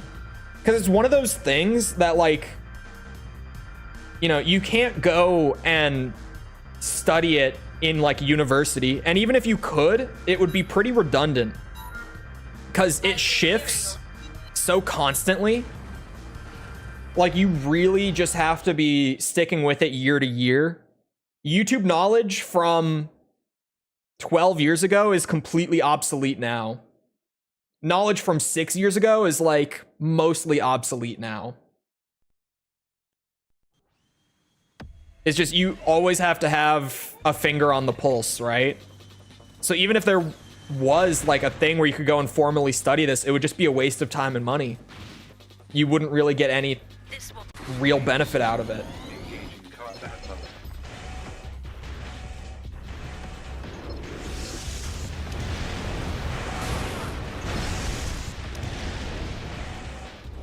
I miss when they just made good games and played it risky. They still do, but you kind of have to, like branch out a bit and kind of be a gamer of many genres, if you will. I can't think of a better way to put it. You just have to be willing to branch out a lot because there are so many, like especially 2023 was such a fucking good year for games. Like such a crazy good year for games. But a lot of people are like, I don't know, like nothing really came out. Like games in 2023 were kind of dry. And I'm like, no, man. You just, like, you weren't playing the right things. I'm telling you, it was such a crazy year. It's like a genuine peak year for gaming. You just have to, you know, you just have to kind of broaden your horizons a bit with it. Because there's stuff like that everywhere. Not as much as in like this experimental 90s, early 2000s period. But there's like really cool stuff everywhere, right? You just gotta get out of your bubble a bit. True, multiplayer games had a rough year in 23, and they have not had. They've probably had a worse year in 24 so far, from what I understand. I haven't really been in the multiplayer sphere at all this year. I'm kind of the guy with multiplayer stuff that I'm like, when it's good, I'm in. When it's not, I'm not. And I have not been in at all this year. Let me tell you. I think they've had it even worse this year than last year. I've talked about it before. The thing with multiplayer games right now, in my opinion, is that all the biggest multiplayer games right now are all just the same big games from like 2017, 2018-ish. Like legitimately, it's all the same shit. Like there were a bunch of big multiplayer games that got started from like that 2017 to 2020 period. And I swear, like all the big multiplayer games that everyone was playing at the end of 2020 are all the same big multiplayer games that everyone is playing right now. They're not like fighting games. Fighting games are their own thing. Fighting games are kind of off in their own bubble. They are like competitive multiplayer games, but in a more mainstream sense, I'm talking. So mostly like FPS stuff and like Battle Royale and stuff like that, right? Like in 2020, what was everyone playing? It was like Fortnite, Rainbow Six Siege, Warzone, Apex Legends, Valorant came out and blew up that year. Obviously, Counter-Strike is like everyone's always playing Counter-Strike. Doesn't matter what year it is. Counter-Strike never dies. What's everyone playing right now? Fortnite, Warzone, Apex, Valorant, Rainbow Six Siege, kind of. It's fallen off a little bit, but it's still doing pretty well, still pretty healthy. Counter-Strike, League of Legends in both of those as well. I feel like the multiplayer scene has just gone so towards like make one game, sustain it for a decade, and it leads to these massive dry spells where if everyone gets a good game in a relatively short period, like the span of a few years with this kind of model, then the market just stays the exact same for like fucking 5 years. And that's kind of what's happened for like big mainstream multiplayer games getting very hard to get in. Yeah, because like everyone wants new stuff, but like everyone is also just so invested in the stuff they're already invested in, right? It's so like, even in my opinion, like I played pretty much all of those to some extent, very varying extents, a lot on all of those, but to some extent I played like any of them, right? Fortnite, if my friends really wanted to play Fortnite, I would. It was never my game of choice by any means, but if the boys wanted to play Fortnite, I would play it with them, right? Same with like Counter-Strike, Valorant, whatever. Apex, I was genuinely into. Siege, I was genuinely into. But for the most part, it was just like, yeah, it's a social thing, right? But man, like all the games that I was playing with friends in 2020, it's like those same 5-6 games, and they're still playing them. And they're like, come on, bro, like Siege is in such a good spot right now. Like actually, it's so fun right now, so fresh. And I'm like, man, but it's still just Siege. I started playing Siege in 2017, you guys. Like maybe if there was a new, like, you know, if they did like a Rainbow Six Siege sequel, I would probably hop on that. But they're still just updating Siege. Like I've played it a lot. I'm sick of it. I'm a CS Source, TF2, and other Half-Life 2 multiplayer mods kind of guy. Why play new games when old games are good? But like you also, it's true. It's true. Oh, you're just talking about CS Source and all that. Fair. But to that extent, with that, where it's like, man, none of these games, like all these games are just old at this point for like massive mainstream multiplayer titles. They're all getting pretty old. But there's nothing new coming out. And then it's like, okay, why no new game? Why not, like, you know, Valorant 2? Actually just make a whole new game. Valorant's pretty young compared to a lot of them. Like, Apex is getting old, Siege is getting old. Fucking Counter-Strike 2, I guess, is a thing that exists. I wish it didn't. I wish they had actually made a new Counter-Strike, but all right. Oh, Overwatch. I can't believe I didn't name Overwatch in a similar vein with the whole 2 thing. Hop on Quake. Unreal Tournament 99. You can play 99.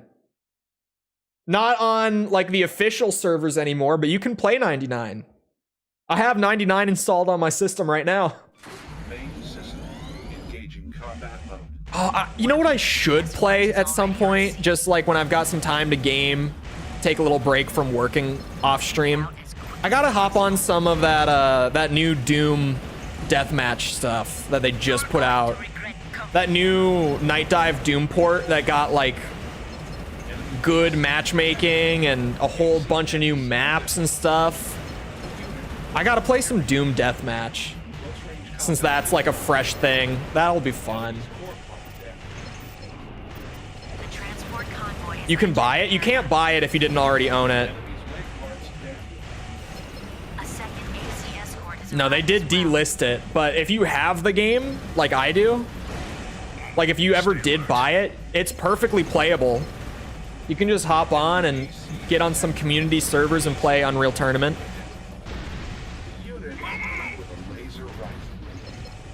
I forgot the objective. God damn it, I do this every time I do this mission. Oh no, they're not even that far. We're fine.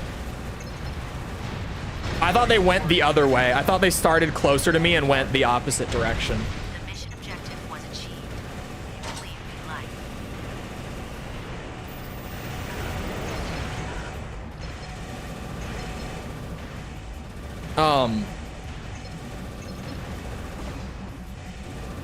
Just start a good old Halo 3 LAN party while you're at it. Look, man, hear me out. Halo 3 multiplayer, I like it, but I'll take CE or 2 over 3 any day for multiplayer. I like 3, but man, those first 2. Hell, I'll probably take 5 over it, to be honest with you. I think 5 had awesome multiplayer. The bounties on those two will be a nice bonus. I hated that campaign though, holy shit. Head back. Oh my god, I have to play that campaign soon. On False's stream. Granted, whenever she actually schedules it, but woof. I have to play Halo 5 again at some point soon.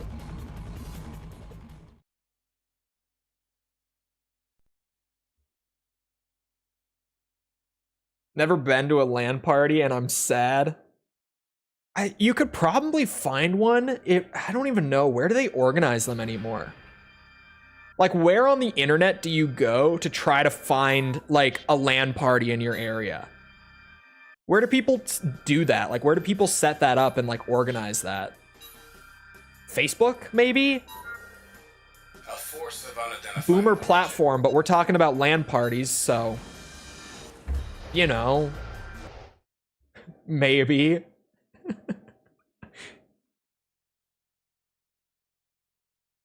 There's a ray tracing mod for Doom 1 and 2, and it looks great. On the new one? Do they even make LAN parties? Dude, they totally make LAN parties. They totally still do them. You just gotta... Like, it definitely is one of those things where you just have to know where to look, right? Like, when I did the Metal Gear Survive review, I could not find a single match on multiplayer, like just using matchmaking and stuff, right? And I mentioned that in the video where I'm like, I would have liked to talk about like the co-op missions and stuff, but I literally just couldn't find anyone playing this game. Like, when I was trying to matchmake, I have a screenshot of it in the video. I went to check SteamDB after spending like 20 minutes trying to find a game. And there were literally 12 people playing. And all of those 12 people were either just doing single player or were already in a match or something, because I couldn't find a game. I tried for like 25 minutes. And in response to that, like, everyone in the comments just suddenly was like, oh my god, dude, like, we've got this Discord server. If you ever want to hop on some Survive, like, co-op stuff, just come in here and post in LFG. Like, if there are people still playing Metal Gear Survive, and you've just got to, like, find the right group that out there on the internet, surely LAN parties are the same thing, right? Surely. All men dream of mid-2000s LAN parties with pizza. I've been to a couple. None of them were ever in the 2000s.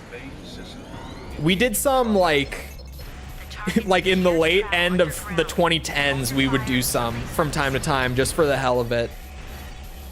Makes me wish Survive had crossplay. Yeah, Survive was, like, at that time before crossplay was really, like, a standard thing, but only, like, just before. Which is kind of unfortunate. Because I feel like if it had crossplay, that community would be a lot healthier than it currently is. Because it's such a small community in general, and then you get it split, like, 3 ways with all the different platforms, right? Makes me miss when Pizza Hut was cheap. It's true. Pizza Hut is not cheap anymore. You want cheap pizza, you go to Little Caesars now. It's not as good as Pizza Hut, but it'll do. What's that new Little Caesars thing that everyone was freaking the fuck out about, actually? They had, like, some new item. Does anyone know what I'm talking about? Because I only very briefly saw this on, like, Twitter. Are any fast foods cheap anymore? Yeah, Taco Bell, Wendy's.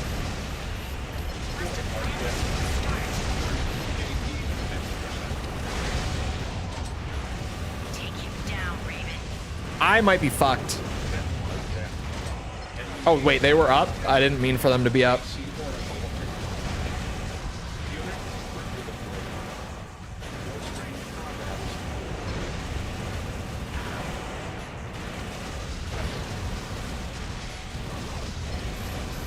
I don't know. I don't think I'm gonna make it. Oh, I made it. Domino's just had a carry out only for $6.90. I actually... Hold on. I just randomly got, like, an offer sent to me for, like, I could redeem a small personal, like, Domino's pizza for free. When does that expire? On the 22nd of August. Whew. Okay, I got time. I got time to get my free pizza in. Thank you for reminding me that. I have a free pizza I almost forgot to redeem in time. Granted, it's like one of those little pizzas. It's like the little one that's only cut into 4 pieces. But it's free pizza. We don't complain when it's free. Eat it on stream. I don't think it's free for delivery, but there's a Domino's pretty close to me. I don't think the delivery is free. What's happening today with all my parts breaking? This, like, hasn't really been a thing until now. What is going on?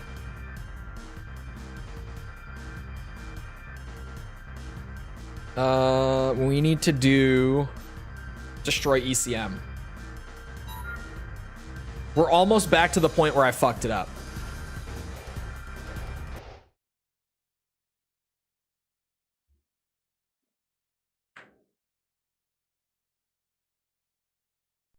People are still playing it. Oh, are you talking about, like, on RPCS3 and, like, the fan servers?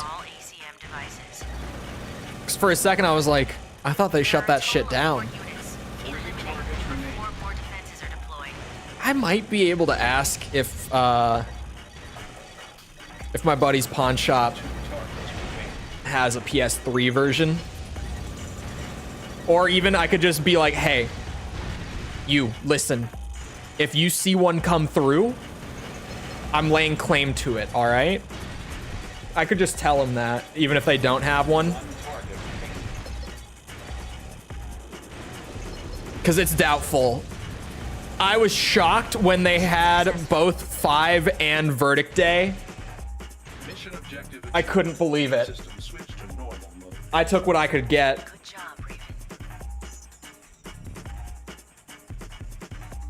If you haven't heard me talk about it before, my first go-to for sourcing copies before I even like go to eBay is my buddy's family owns like a local chain of pawn shops.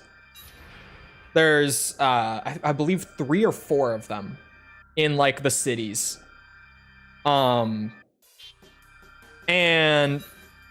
his dad is the current like head of it, running it, but he's like in a few years going to take it over from his dad, so he's doing a shit ton of work for them, like on the higher end now. And I'm always like, hey, I need you to check your inventory for me. Do you have this game laying around? Because if they do, then he pretty much just lets me have them. Not literally, but like he lets me get it for cheaper than they would actually sell it. System engaging combat mode. Locate and Just one of those moments where I'm like, I am so lucky that one of my close friends since like 8th grade happens to be the son of the guy who owns this local pawn shop chain. This worked out so nicely for me.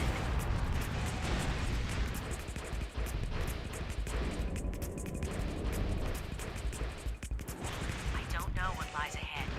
Be careful.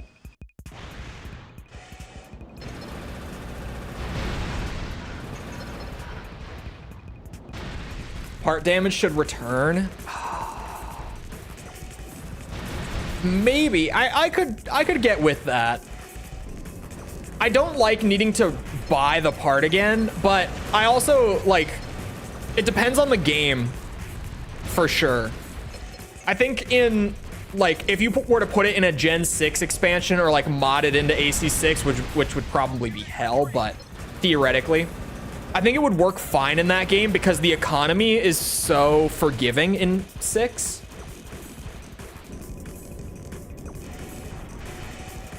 I think it could work in 6. Even a thing outside of Last Raven. No, this is it. This was the one time they experimented with it. Open.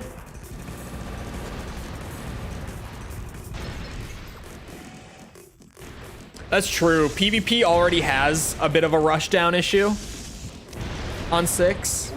It definitely wouldn't make it any better. Man has a point. But for single player, definitely. 2 targets remain.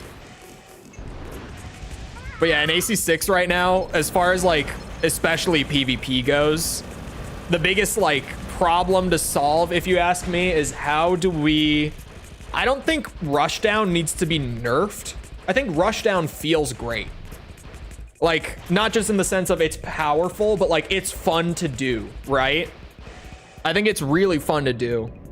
How do we buff everything else to make it competitive with rushdown is more the question.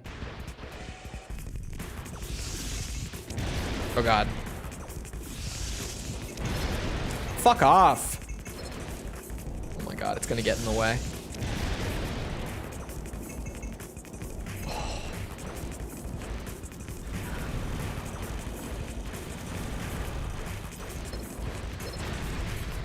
Oh my god, if I have to do the other one too. The facility has been disabled. Clear out.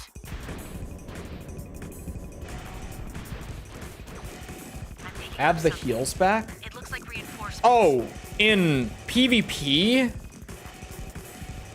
The mission was achieved. I mean, it would just make fights longer. It wouldn't fix rushdown by any means.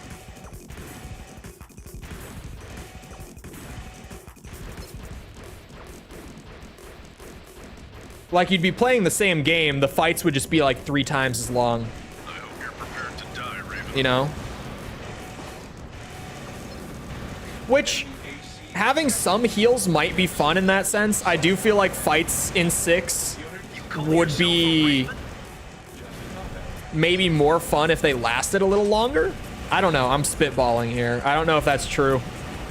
I feel like having like one repair kit could be fun. Oh, but even then, I don't know. I don't know. Maybe not.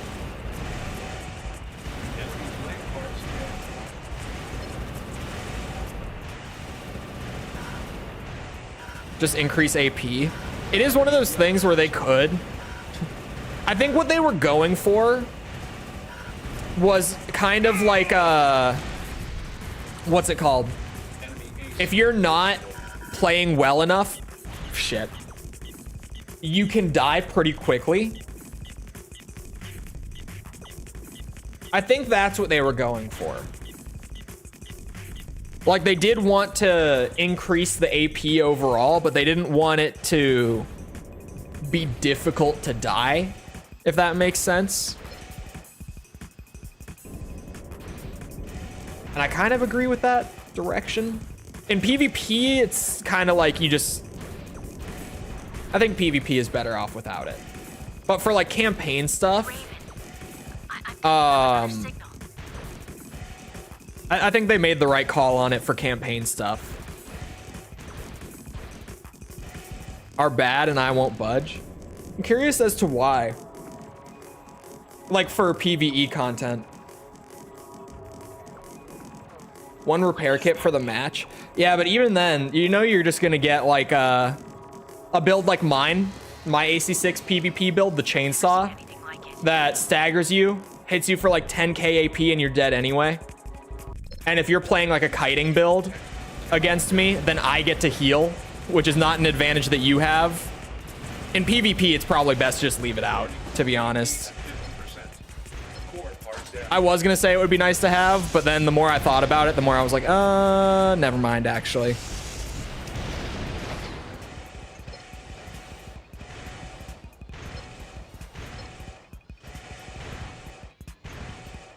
This is a sketchy ass pulverizer fight. This is not a good build for this mission. Oh my god, and I missed. This is bad. Haha! I'm like a crab. Like a freaky ass crab. Don't fly up here.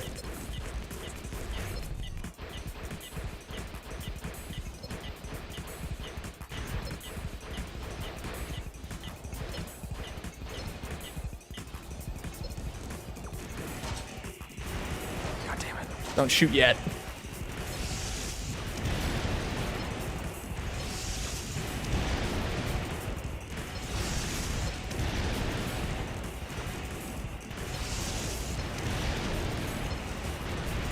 Okay, I made it work.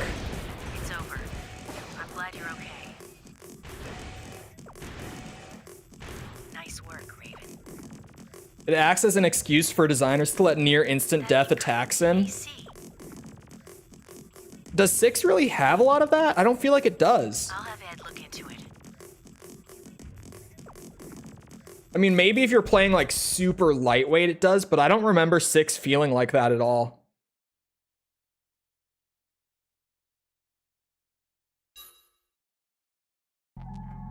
Chainsaw? In PvP, it's crazy. But as far as like the boss fights or like normal missions, I just don't remember that really being a thing. 2200. Now that I did this right, we should get an AC killing mission, which we did get last time. Part of what threw me off was that we did get it.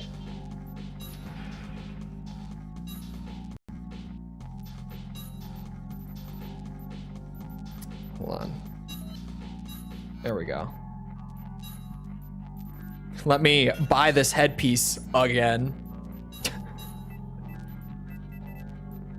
Now that I'm thinking about it, part damage probably would, like, again, PvE wise, would probably be a good thing to bring back in like Gen 6 to balance out that economy just being kind of not even a real factor in your progression, to be honest.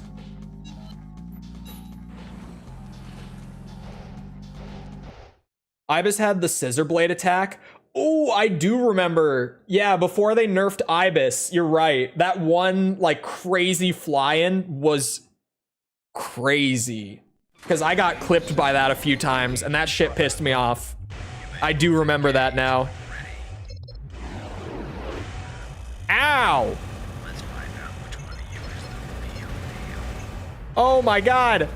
Wait a minute. I'm off to a really bad start here, Zenaida. Give me a second to get back on my feet. Enemy AC detected. AC fascinating. The unit equips weapons corresponding to various ranges. Target's combat style estimated as fast and aggressive. Core marked down. Zenaida, fuck off. Something's approaching. Save me, Pulverizer, save me. So fast. Warning, AP at 50%. Stop fighting and pull back. That thing's too strong. Oh god. Enemy's core marked down. Enemy leg parts down. At regular. That's one of my things with 6. I do wish there was more of a challenge outside of bosses. It felt kind of Elden Ringy. For lack of a better way of putting it. Where like generally playing the game, not hard. But then boss shows up, suddenly hard. It definitely felt that way.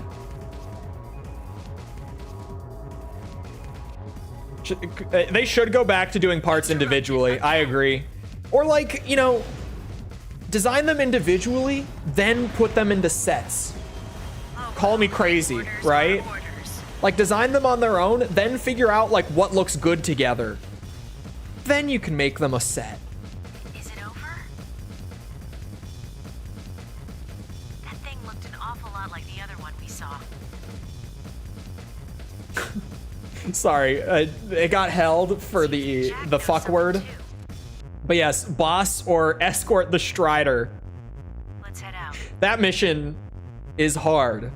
I forgot that mission exists. Yes, that mission is hard. Good work.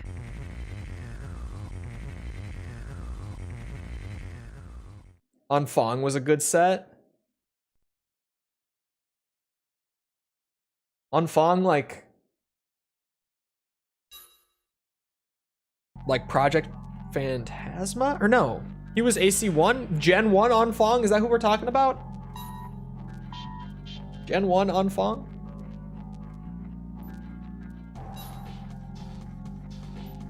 Haha, that's the mission! The walking thing? Yeah, that one where you have to protect it and then you get ambushed by a bunch of shit. Like all the toughest normal enemies in the game just get thrown at you out of nowhere.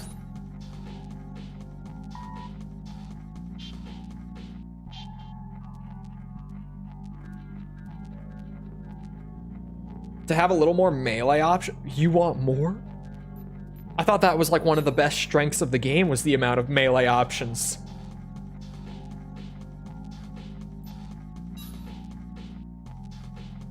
Why is 4A liked more than 4?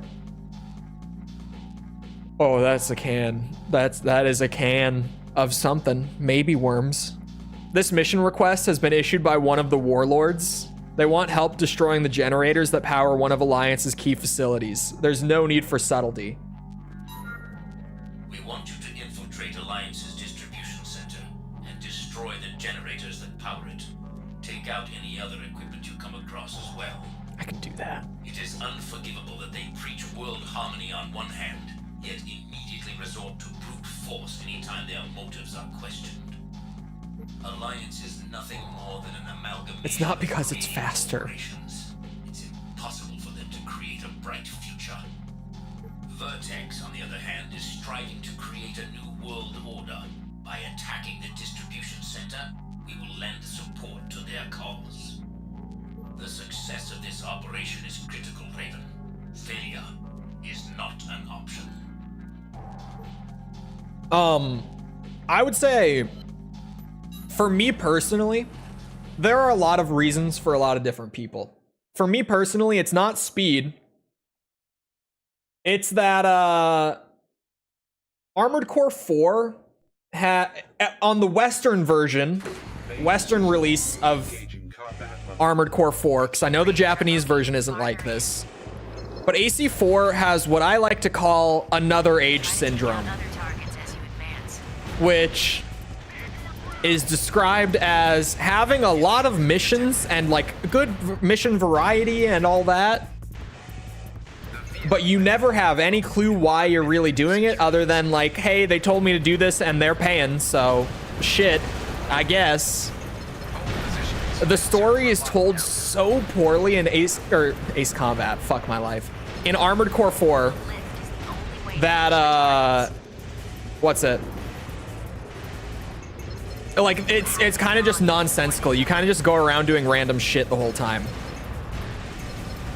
There's a little bit of a through line in the Western version, but it's weak. That's the big thing for me.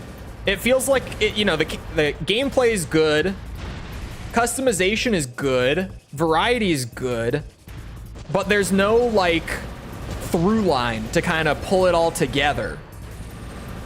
You know? Oh my god, I'm gonna get screwed on the DPS check. The lift is being lowered. The final boss is a guy you meet once and they think it's like a giant moment. Here's the thing though, in the Japanese version, it is. It's just that you were also supposed to talk to him over the radio throughout like the whole campaign, but those radio discussions just aren't in the Western release. Like it is genuinely a guy who you like hear from and talk to throughout the whole game in the Japanese version, but in the version that we got, it's a guy that you run into one time. And it's supposed to be like, oh, how could you do that? Why do we have to fight like this? No, no, please. We don't have to do this. And you're just kind of sitting there like, I don't know. I don't even really know who this is, to be honest. I'm cool with this. I could fight this guy. I don't know. He doesn't seem that great to me, to be honest.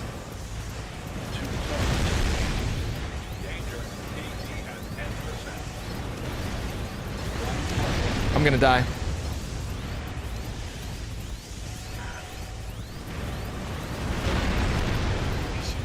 Oh! No, this can't be. It really can't be.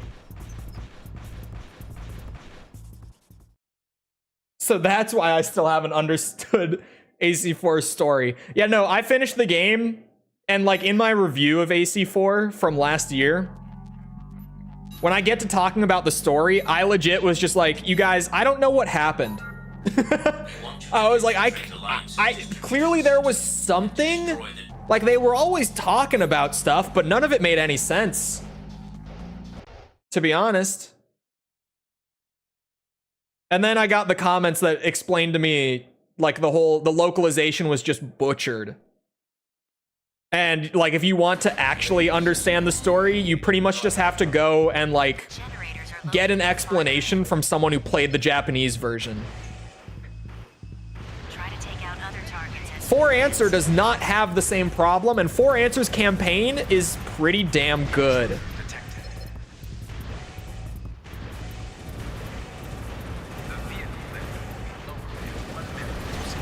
And also has some of the coolest AC bosses ever. And sure, just to add it, like it's not a primary reason, but speed. Get on before they lower it.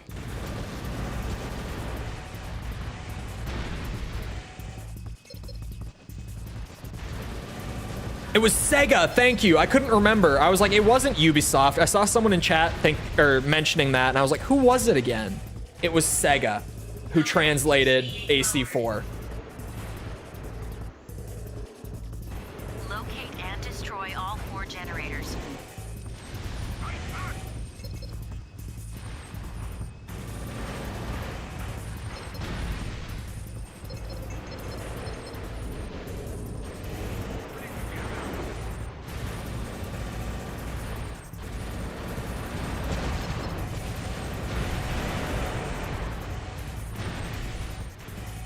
I'm just gonna go straight for the generators. This shit is crazy.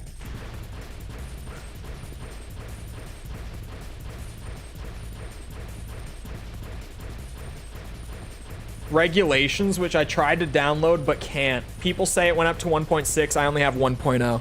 Yeah, the regulations were the patches. I played, I think my disc for AC4 is 1.1, I want to say. I can't remember. One of my Gen 4 discs is 1.1 and one of them is 1.0. I think for answer, I'm playing on 1.0 on my copy. Mission successful. Mission objective achieved. System switched to normal mode. Good work. Outright stat mechanic changes? Question mark. Seriously mishandle their mecha IPs, Bandai Namco. Hey, Armored Core is chilling. Armored Core is now no longer under Bamco, but Armored Core was chilling. 6 was good. Liked it. Good shit. That was new, and I accidentally just skipped it. Whoops. Anyway, that's the mission we needed from this route.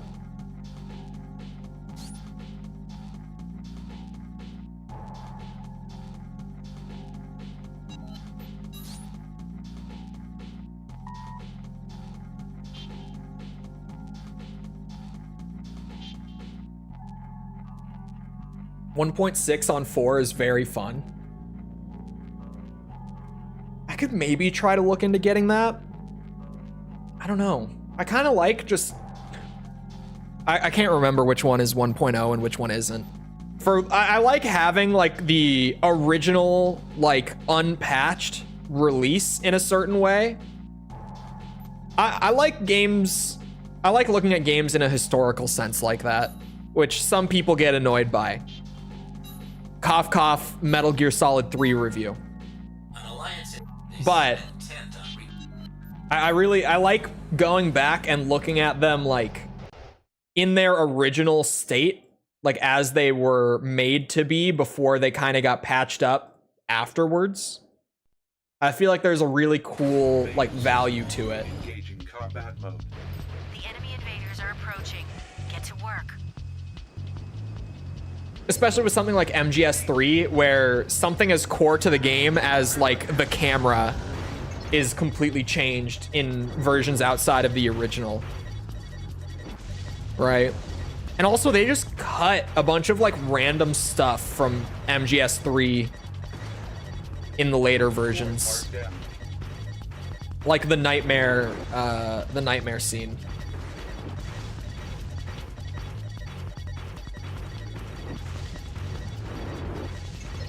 If I fly out of bounds, do I get the same thing? Leaving combat area. Abort mission. Sorry, Raven. Please head back to base.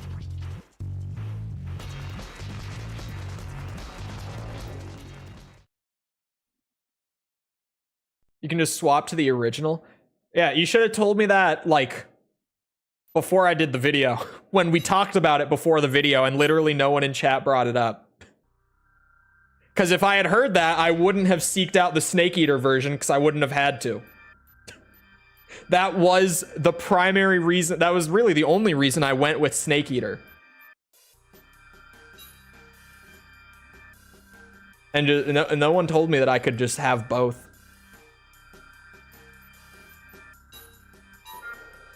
But even then, it wouldn't have made a difference. I was just going to use the old camera anyway. People weren't pissed that I used Snake Eater. People were pissed about me playing that version and then being like, yeah, the camera is kind of bad sometimes. That's why people were pissed. It had nothing to do with actually playing the Snake Eater version. It was the camera. So it wouldn't have changed anything.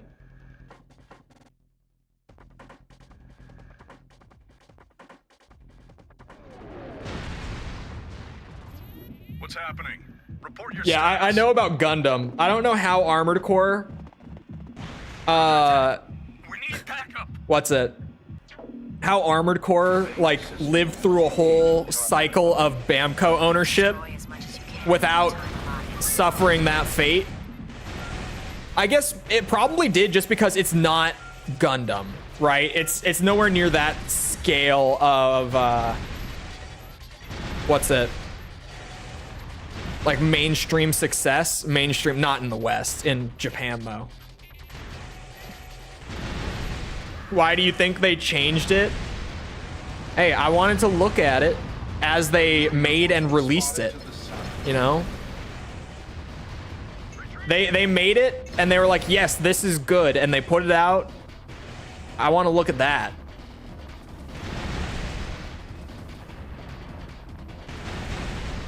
I would have played the whole game that way. I thought it was just full ownership of the Elden Ring IP. No, I think it was just FromSoft isn't with them anymore. I think FromSoft is going back to self-publishing, right? Because Bamco is still doing publishing for Elden Ring. I think Bamco still has some ownership over Elden Ring, like after the split. If I'm not mistaken. Or maybe it's just like stuff that they cooked up pre-split that just is only now like being released and all that. I don't know. I don't know. That might be what's happening. But in terms of like merch outside of the game, they're not going to Tencent. So many people say that they're going to Tencent. They're not. Tencent is a massive investor in FromSoft. They have been for a long time, but FromSoft isn't going to be owned by Tencent. This isn't a personal attack or anything. This is just, I've seen so many people say that that's what's happening, Raven, when that's 60 seconds. very clearly not what's happening. It's just been getting perpetuated a lot, and it bugs me.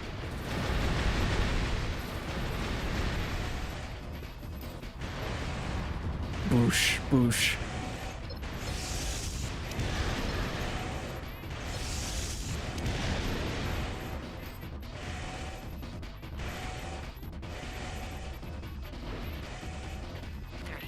You also spread the Tencent propaganda. I fucking hate Tencent. I like genuinely, whenever I bring them up, I talk about how shit they are. Where do you think I got it from? I wouldn't have said that they were going to be owned by Tencent.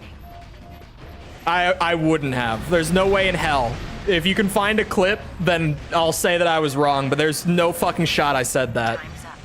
The mission is over. There, absolutely no shot. Mission objective achieved. System switched to normal mode. We talked about that possibility. There's no way that I said that that was what was happening.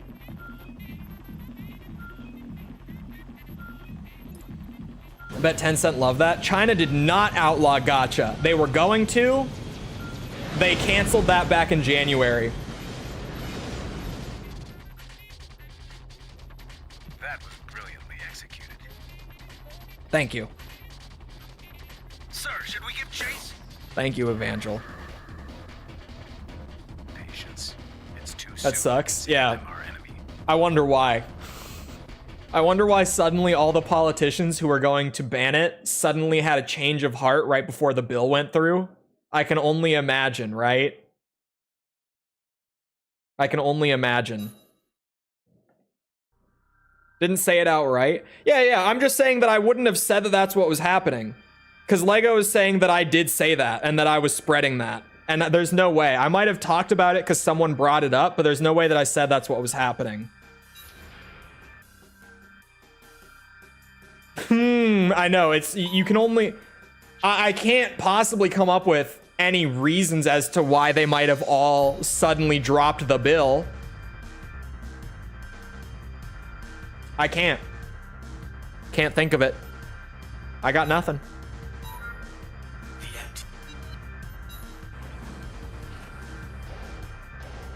I can't imagine why.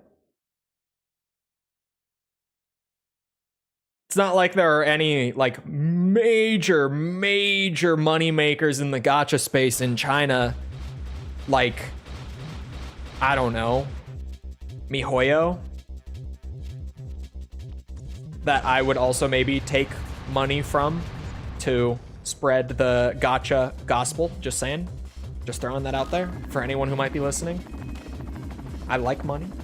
I think we all do. It's about time. What took you so long? Just gonna put that offer on the table. Because right now, I don't really like gacha. Don't really like it at all, but there's a price for everything. I played Raid Shadow Legends on stream once. There's always a price, MiHoYo. Just saying. Just saying. Let's move out. Elden Ring gacha and Tencent. If you're listening, I don't like you guys, but maybe someday we could come to some sort of agreement where I might end up liking you guys a little bit more. It's possible. Maybe. If EU started cracking down on gacha, it would be nice. Normally the EU is where most of the gaming regulation comes from. That's where the loot box thing came from, so I'm shocked that they haven't gone after gacha.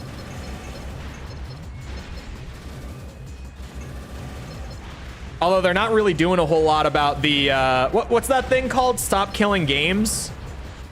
They haven't really done jack about that. So I don't know, maybe they're just done. I don't know. Maybe they don't care about us gamers anymore. Fourth enemy wave approaching. At least last I checked. I guess I haven't been keeping up with Stop Killing Games all that well.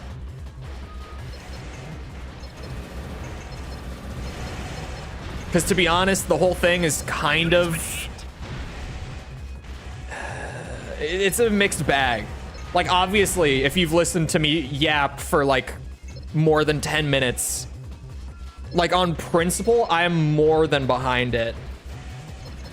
But, like, in actual practical use, it gets so hard to do any sort of enforcement for that I can't even, like, genuinely think of a good approach to do it. Like, I would not want to be in the spot of needing to figure out how to enforce that.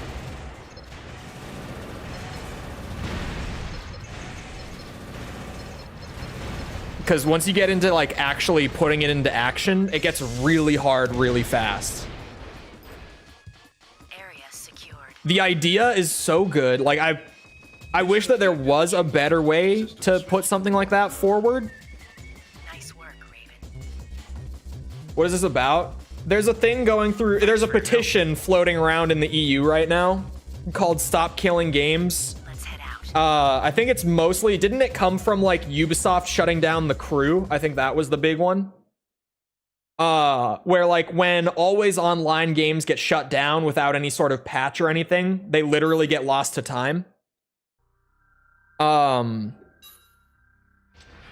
But if you actually read through it, it's a little more than that. Like, that's the part that everyone talks about because that's the part that's like easy, right? You just put out a patch when you shut the servers down that makes it all playable without the servers. Boom. Like Ace Combat Infinity had a whole campaign that was single player, but it's just gone because the servers aren't around, right?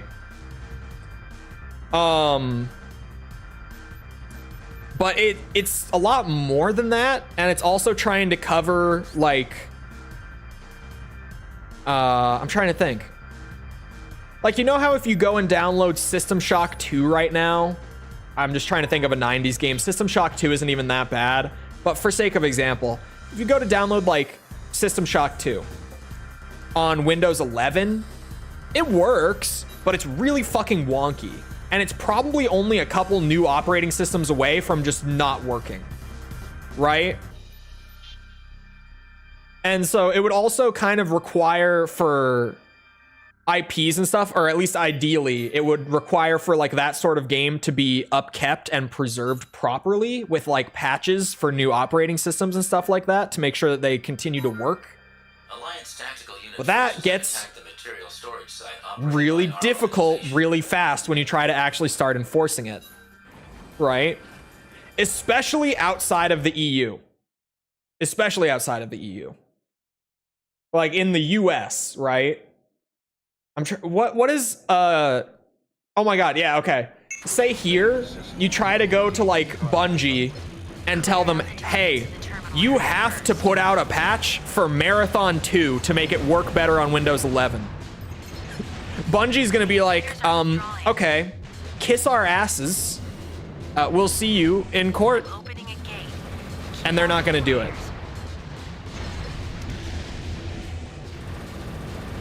So it gets really dicey outside of like the main portion of it.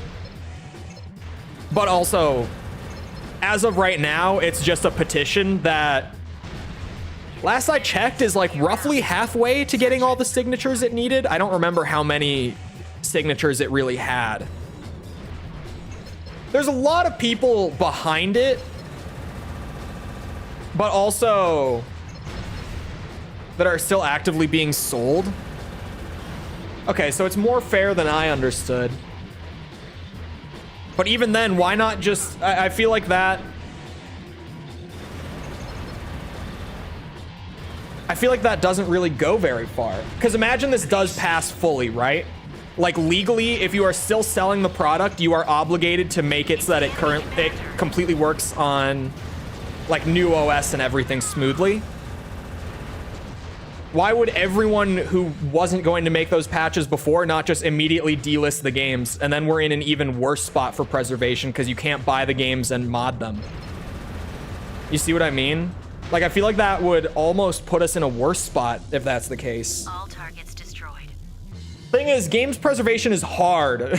And there's not an easy way to go about this sort of thing. Insta delist, that's what I'm saying. Like, if you're one of those companies who is still selling the games and not patching them, you're probably just gonna delist them. Like, immediately. And then they're even less preserved than before. Because at least with games that aren't getting patched, like System Shock 2, just go and get like a fan patch that fixes it. It's not great, but it's there. Like, at least you can still go buy System Shock 2 for like $5. Hell, what is it on GOG? Hold on. Or no, System Shock 2 is on Steam, isn't it? I'm already on GOG. Hold on. It is, but I'm already on GOG. System Shock 2. Oh, it's $10. Okay, $10. Never mind. $10. Easy with pirates? Yeah, but we're talking about legality, and piracy is illegal.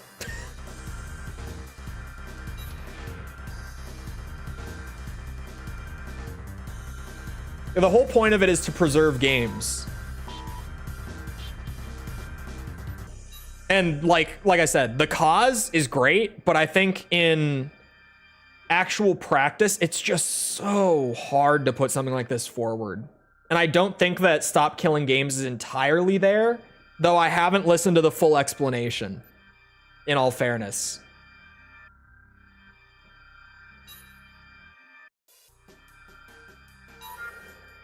We've just received reports of Alliance forces conducting an investigation at an old corporate headquarters site. Yeah, we're still tied to fully online servers. Yeah, that part is much easier with just like offline patching. Be beneficial to us. So much easier More about their than like the whole preserving games that just don't work on newer systems and stuff, but are still being sold and yada yada. That's definitely where it gets kind of like, I think this needed more work. Enemy units sighted. Oosh. Concentrate your efforts on those putting up active. Because obviously, like, you just fucking put an offline patch out. Just do it. Please note the high level of ECM interference. There's a timeline where, what's it? Where Ace Combat Infinity got an offline patch when those servers came down. and I would have been able to do a video on it. You know? There's a timeline. We don't live in it, but there is one. At least one. And like the crew, I know that was a big one recently, which is wild to me. I guess, I don't know. I never think of Ubisoft as being like a company that many hardcore gamers really care much about. But then again, you look at their sales data and yeah, people clearly like Ubisoft games.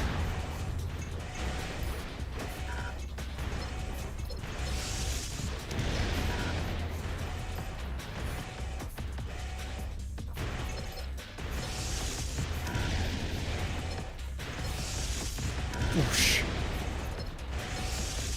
Whoosh. We're done here. Nice. I'll take it. These targets aren't worth the bother. Head back. That was That's a wrap, Raven. not the version of this mission I thought I was doing, to be honest. I thought this was the one that where they were like endless and you could stay as long as you wanted. Nice work, Raven. Could have brought it to PC too. Let's clear It's out. kind of weird that Infinity wasn't on PC, because at that point Ace Combat was on Windows natively. So I'm kind of surprised that that was only ever on PS3. Just in general. Because you know, in my opinion, you know that if you didn't have to also bother with emulation for Infinity to try to like preserve it nowadays, there probably would already be fan servers for it. Thought we would get to 4 today. Yeah, that fuck up really cost us a lot of time. Unfortunately, me fucking the path up really slowed us down. It'll be next AC stream though, for sure. Raven, who is employed by a We are so close at this point. Like, we have this one last mission to get from this route that we're already like halfway there. Then we just have to do that final boss. Check my hidden parts. We'll be good. Engaging combat mode. Destroy Oh yeah, EX Arena, which will take like 30 minutes. If even. It's literally just a quick, all the ACs that are in the campaign, fight them in the arena once. Oh my god. Kill the ACs. I normally do, but I was just like, yeah, I just have to get through these missions quickly. I'm gonna run past them, and then of course, it was the one AC that you need to kill to actually stay on the route. It'd be like that sometimes. I can't believe I burned my generator. I might die.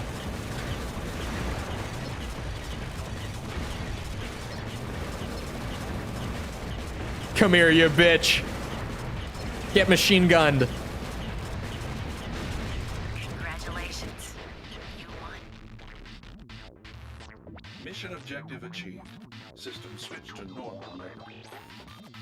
Ace Combat Infinity will haunt me until the day I die. Someone's got to tell me when those fan servers come. Because it's, like, as far as I know, there's nothing in the works for it, but it's just one of those things where games that are locked behind server access like that, they always inevitably get, like, a modded server to run on so that the community can preserve it. It's just Ace Combat is niche, and because it was only ever on PS3, you have like the double complication of not only needing to like set up your own servers, but also modding the game through the emulator to be able to connect to the servers. So it's extra difficulty to actually get that working. Plus, just a smaller community of people who will be willing to do it.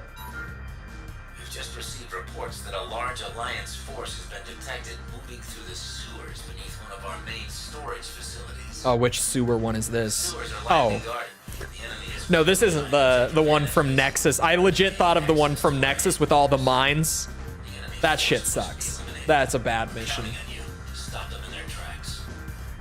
I can do Visibility that. in the sewers is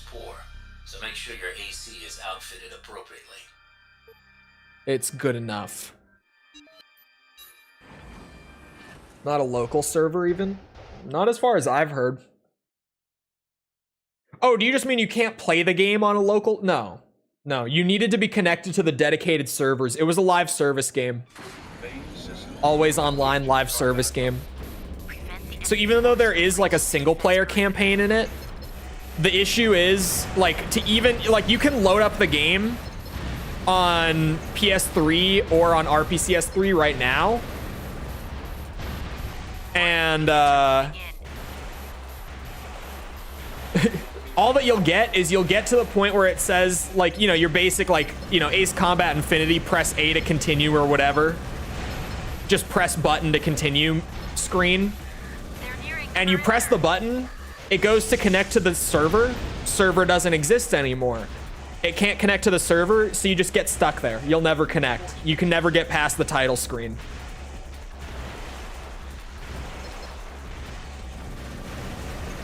Which is where it's, for stuff like that, it's like, dude, just remove the requirement to connect immediately, and like, boom, game works. Like, sure, shut off the actual multiplayer, but like, if there's single player stuff there, there's no reason to just burn that.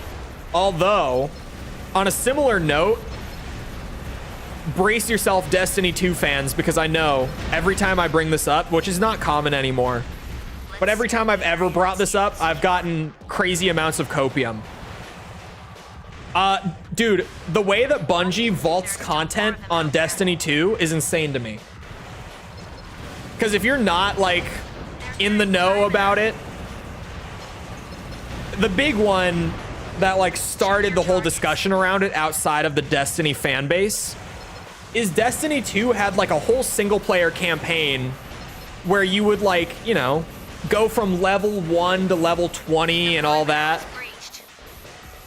Play just the main story of the game, the foundational story of the game that all the expansions would build upon. And then Bungie one day was like, hey, you guys, our install size has gotten pretty big because of all these updates, so we're going to get rid of the single player campaign to reduce your install size. You're welcome. But Destiny 2 was not always a free-to-play game the way it is nowadays. A lot of people paid $60 for this game back when it came out. So, like, part of the package that they paid $60 for just got vaulted. Like, it's just gone. You can't play it. It doesn't exist. You can't get to it anymore if you own the game. Have the game installed. It's free to play. If you have the game installed, you just can't play that campaign. Poof, it's gone. Abracadabra. And it got worse after that, because Bungie after this would also then be like, hey guys, we're optimizing the install size again, so like the first DLC, yeah, that's vaulted now too, by the way. Sorry about that. Which is crazy. Like a DLC that, I don't know, was like $20, I think, vaulted. The content from that, gone. Poof. What? Enemy transport will attempt an emergency landing shortly. What? And whenever I used to bring this up, people would be like, but dude, it's for the install size, it keeps it smaller. No one's playing that stuff anyway. I'm like, dude, people paid for like that campaign, those DLCs, etc. I think it was more than 20. Was it? I thought that it was like the same thing that Destiny 1 did, where like the first couple DLCs were smaller and like $20 a piece before like the big $40 expansions started. Am I wrong? Did Destiny 2 not do that? It's even worse if it was like a full $40 expansion. I thought it was like a smaller $20 one like D1 had.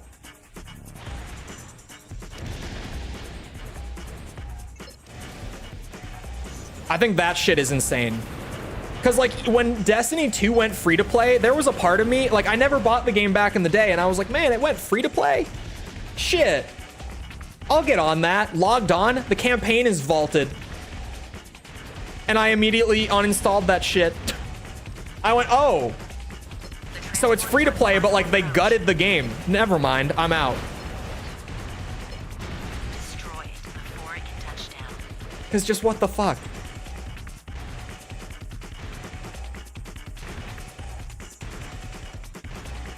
Like if you install free to play and you just log on without like buying any of the expansions or anything on D2, what you get is what's it? What you get is like you can land on Earth and like do the free roam stuff where you get the little side quests and events that pop up, and like you can play the Crucible. Objective achieved. And that's about it if you don't buy anything. It's barely free to play. And when you are free to play, you start at level 20. Like there's no leveling process. You just start in the end game. You start at the beginning of the end game, but because the whole like process to getting to end game was in the campaign and the campaign is now gone, you just start at level 20. You just start in the end game. It's awful. There's a timeline where I actually got into Destiny 2 when it went free to play. But that's also a timeline where they didn't vault the fucking campaign.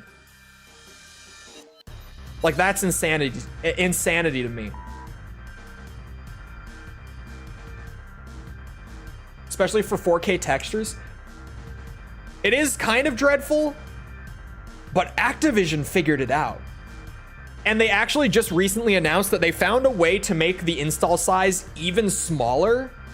TLDR, if you don't know, they did figure out a way to have 4K textures and not have a game that's over 100 gigs.